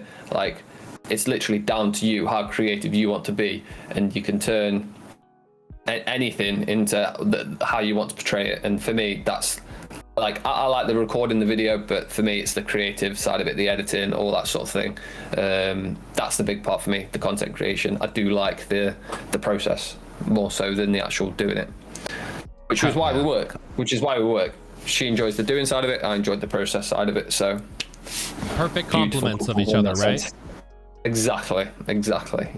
Final GamersInked, that's what the logo's for, yin and yang. Hell yeah, I can't wait for the merch, honestly. I totally can see like a kick-ass GamersInked merch, like shirts and stuff, sweaters, pillows, maybe pillows. Oh yeah, nice. All right. Zeph, we'll talk after. You can manage us. Yeah, right. creative director. There we go. Final question. This is one of the best ones. Where can all of our viewers and listeners connect with you both online? OnlyFans. For Conal, right? Yeah, just for me, yeah. Only toes. It's just pictures of my feet. No, so the main place that it depends what you want. If you want to consume our content, if you search GamersInked on YouTube, that is where you'll find us. That is where we're putting most of our content. If you want to see us outside of it, look, we literally just want to talk to people. We want to talk shit to people. We've got no filter in that sense. Twitter is honestly the best place. So again, same thing. GamersInked. Hit us up on Twitter. We're always down for a conversation. If you want to throw shit at us about some of the stuff that we've been talking about on this podcast, please do. It was all Shannon's fault. But yeah, two main ones, YouTube and, oh God's sake. Yeah, YouTube and Twitter, GamersInked on both. Would love to see some people there. Let us know as well. If we do get any follows or any comments from it, please let us know that you've come from Zeph's podcast as well. 100%. Shout out Zeph. Shout out Zeph. And links to all of the social medias are going to be linked down in the description below. So absolutely everybody be sure to check them. Definitely drop GamersInked to follow on Twitter, on YouTube, everywhere you see them. You will not be sorry. Thank you all so much for watching and listening to this week's episode of the Zephcast. If you haven't done so already, my friends, please be sure to smash that like button for the almighty YouTube algorithm. It really does help the channel out a lot. And if you want to see more of your favorite content creators, streamers, and podcasters in the near future, don't forget to subscribe. It's absolutely free to do so, and we'll be having even more exciting content coming up soon. Thank you all again for watching. ZephyrsXP, GamersInked, and I'll catch you all in the next one, my friends. Much love, everybody.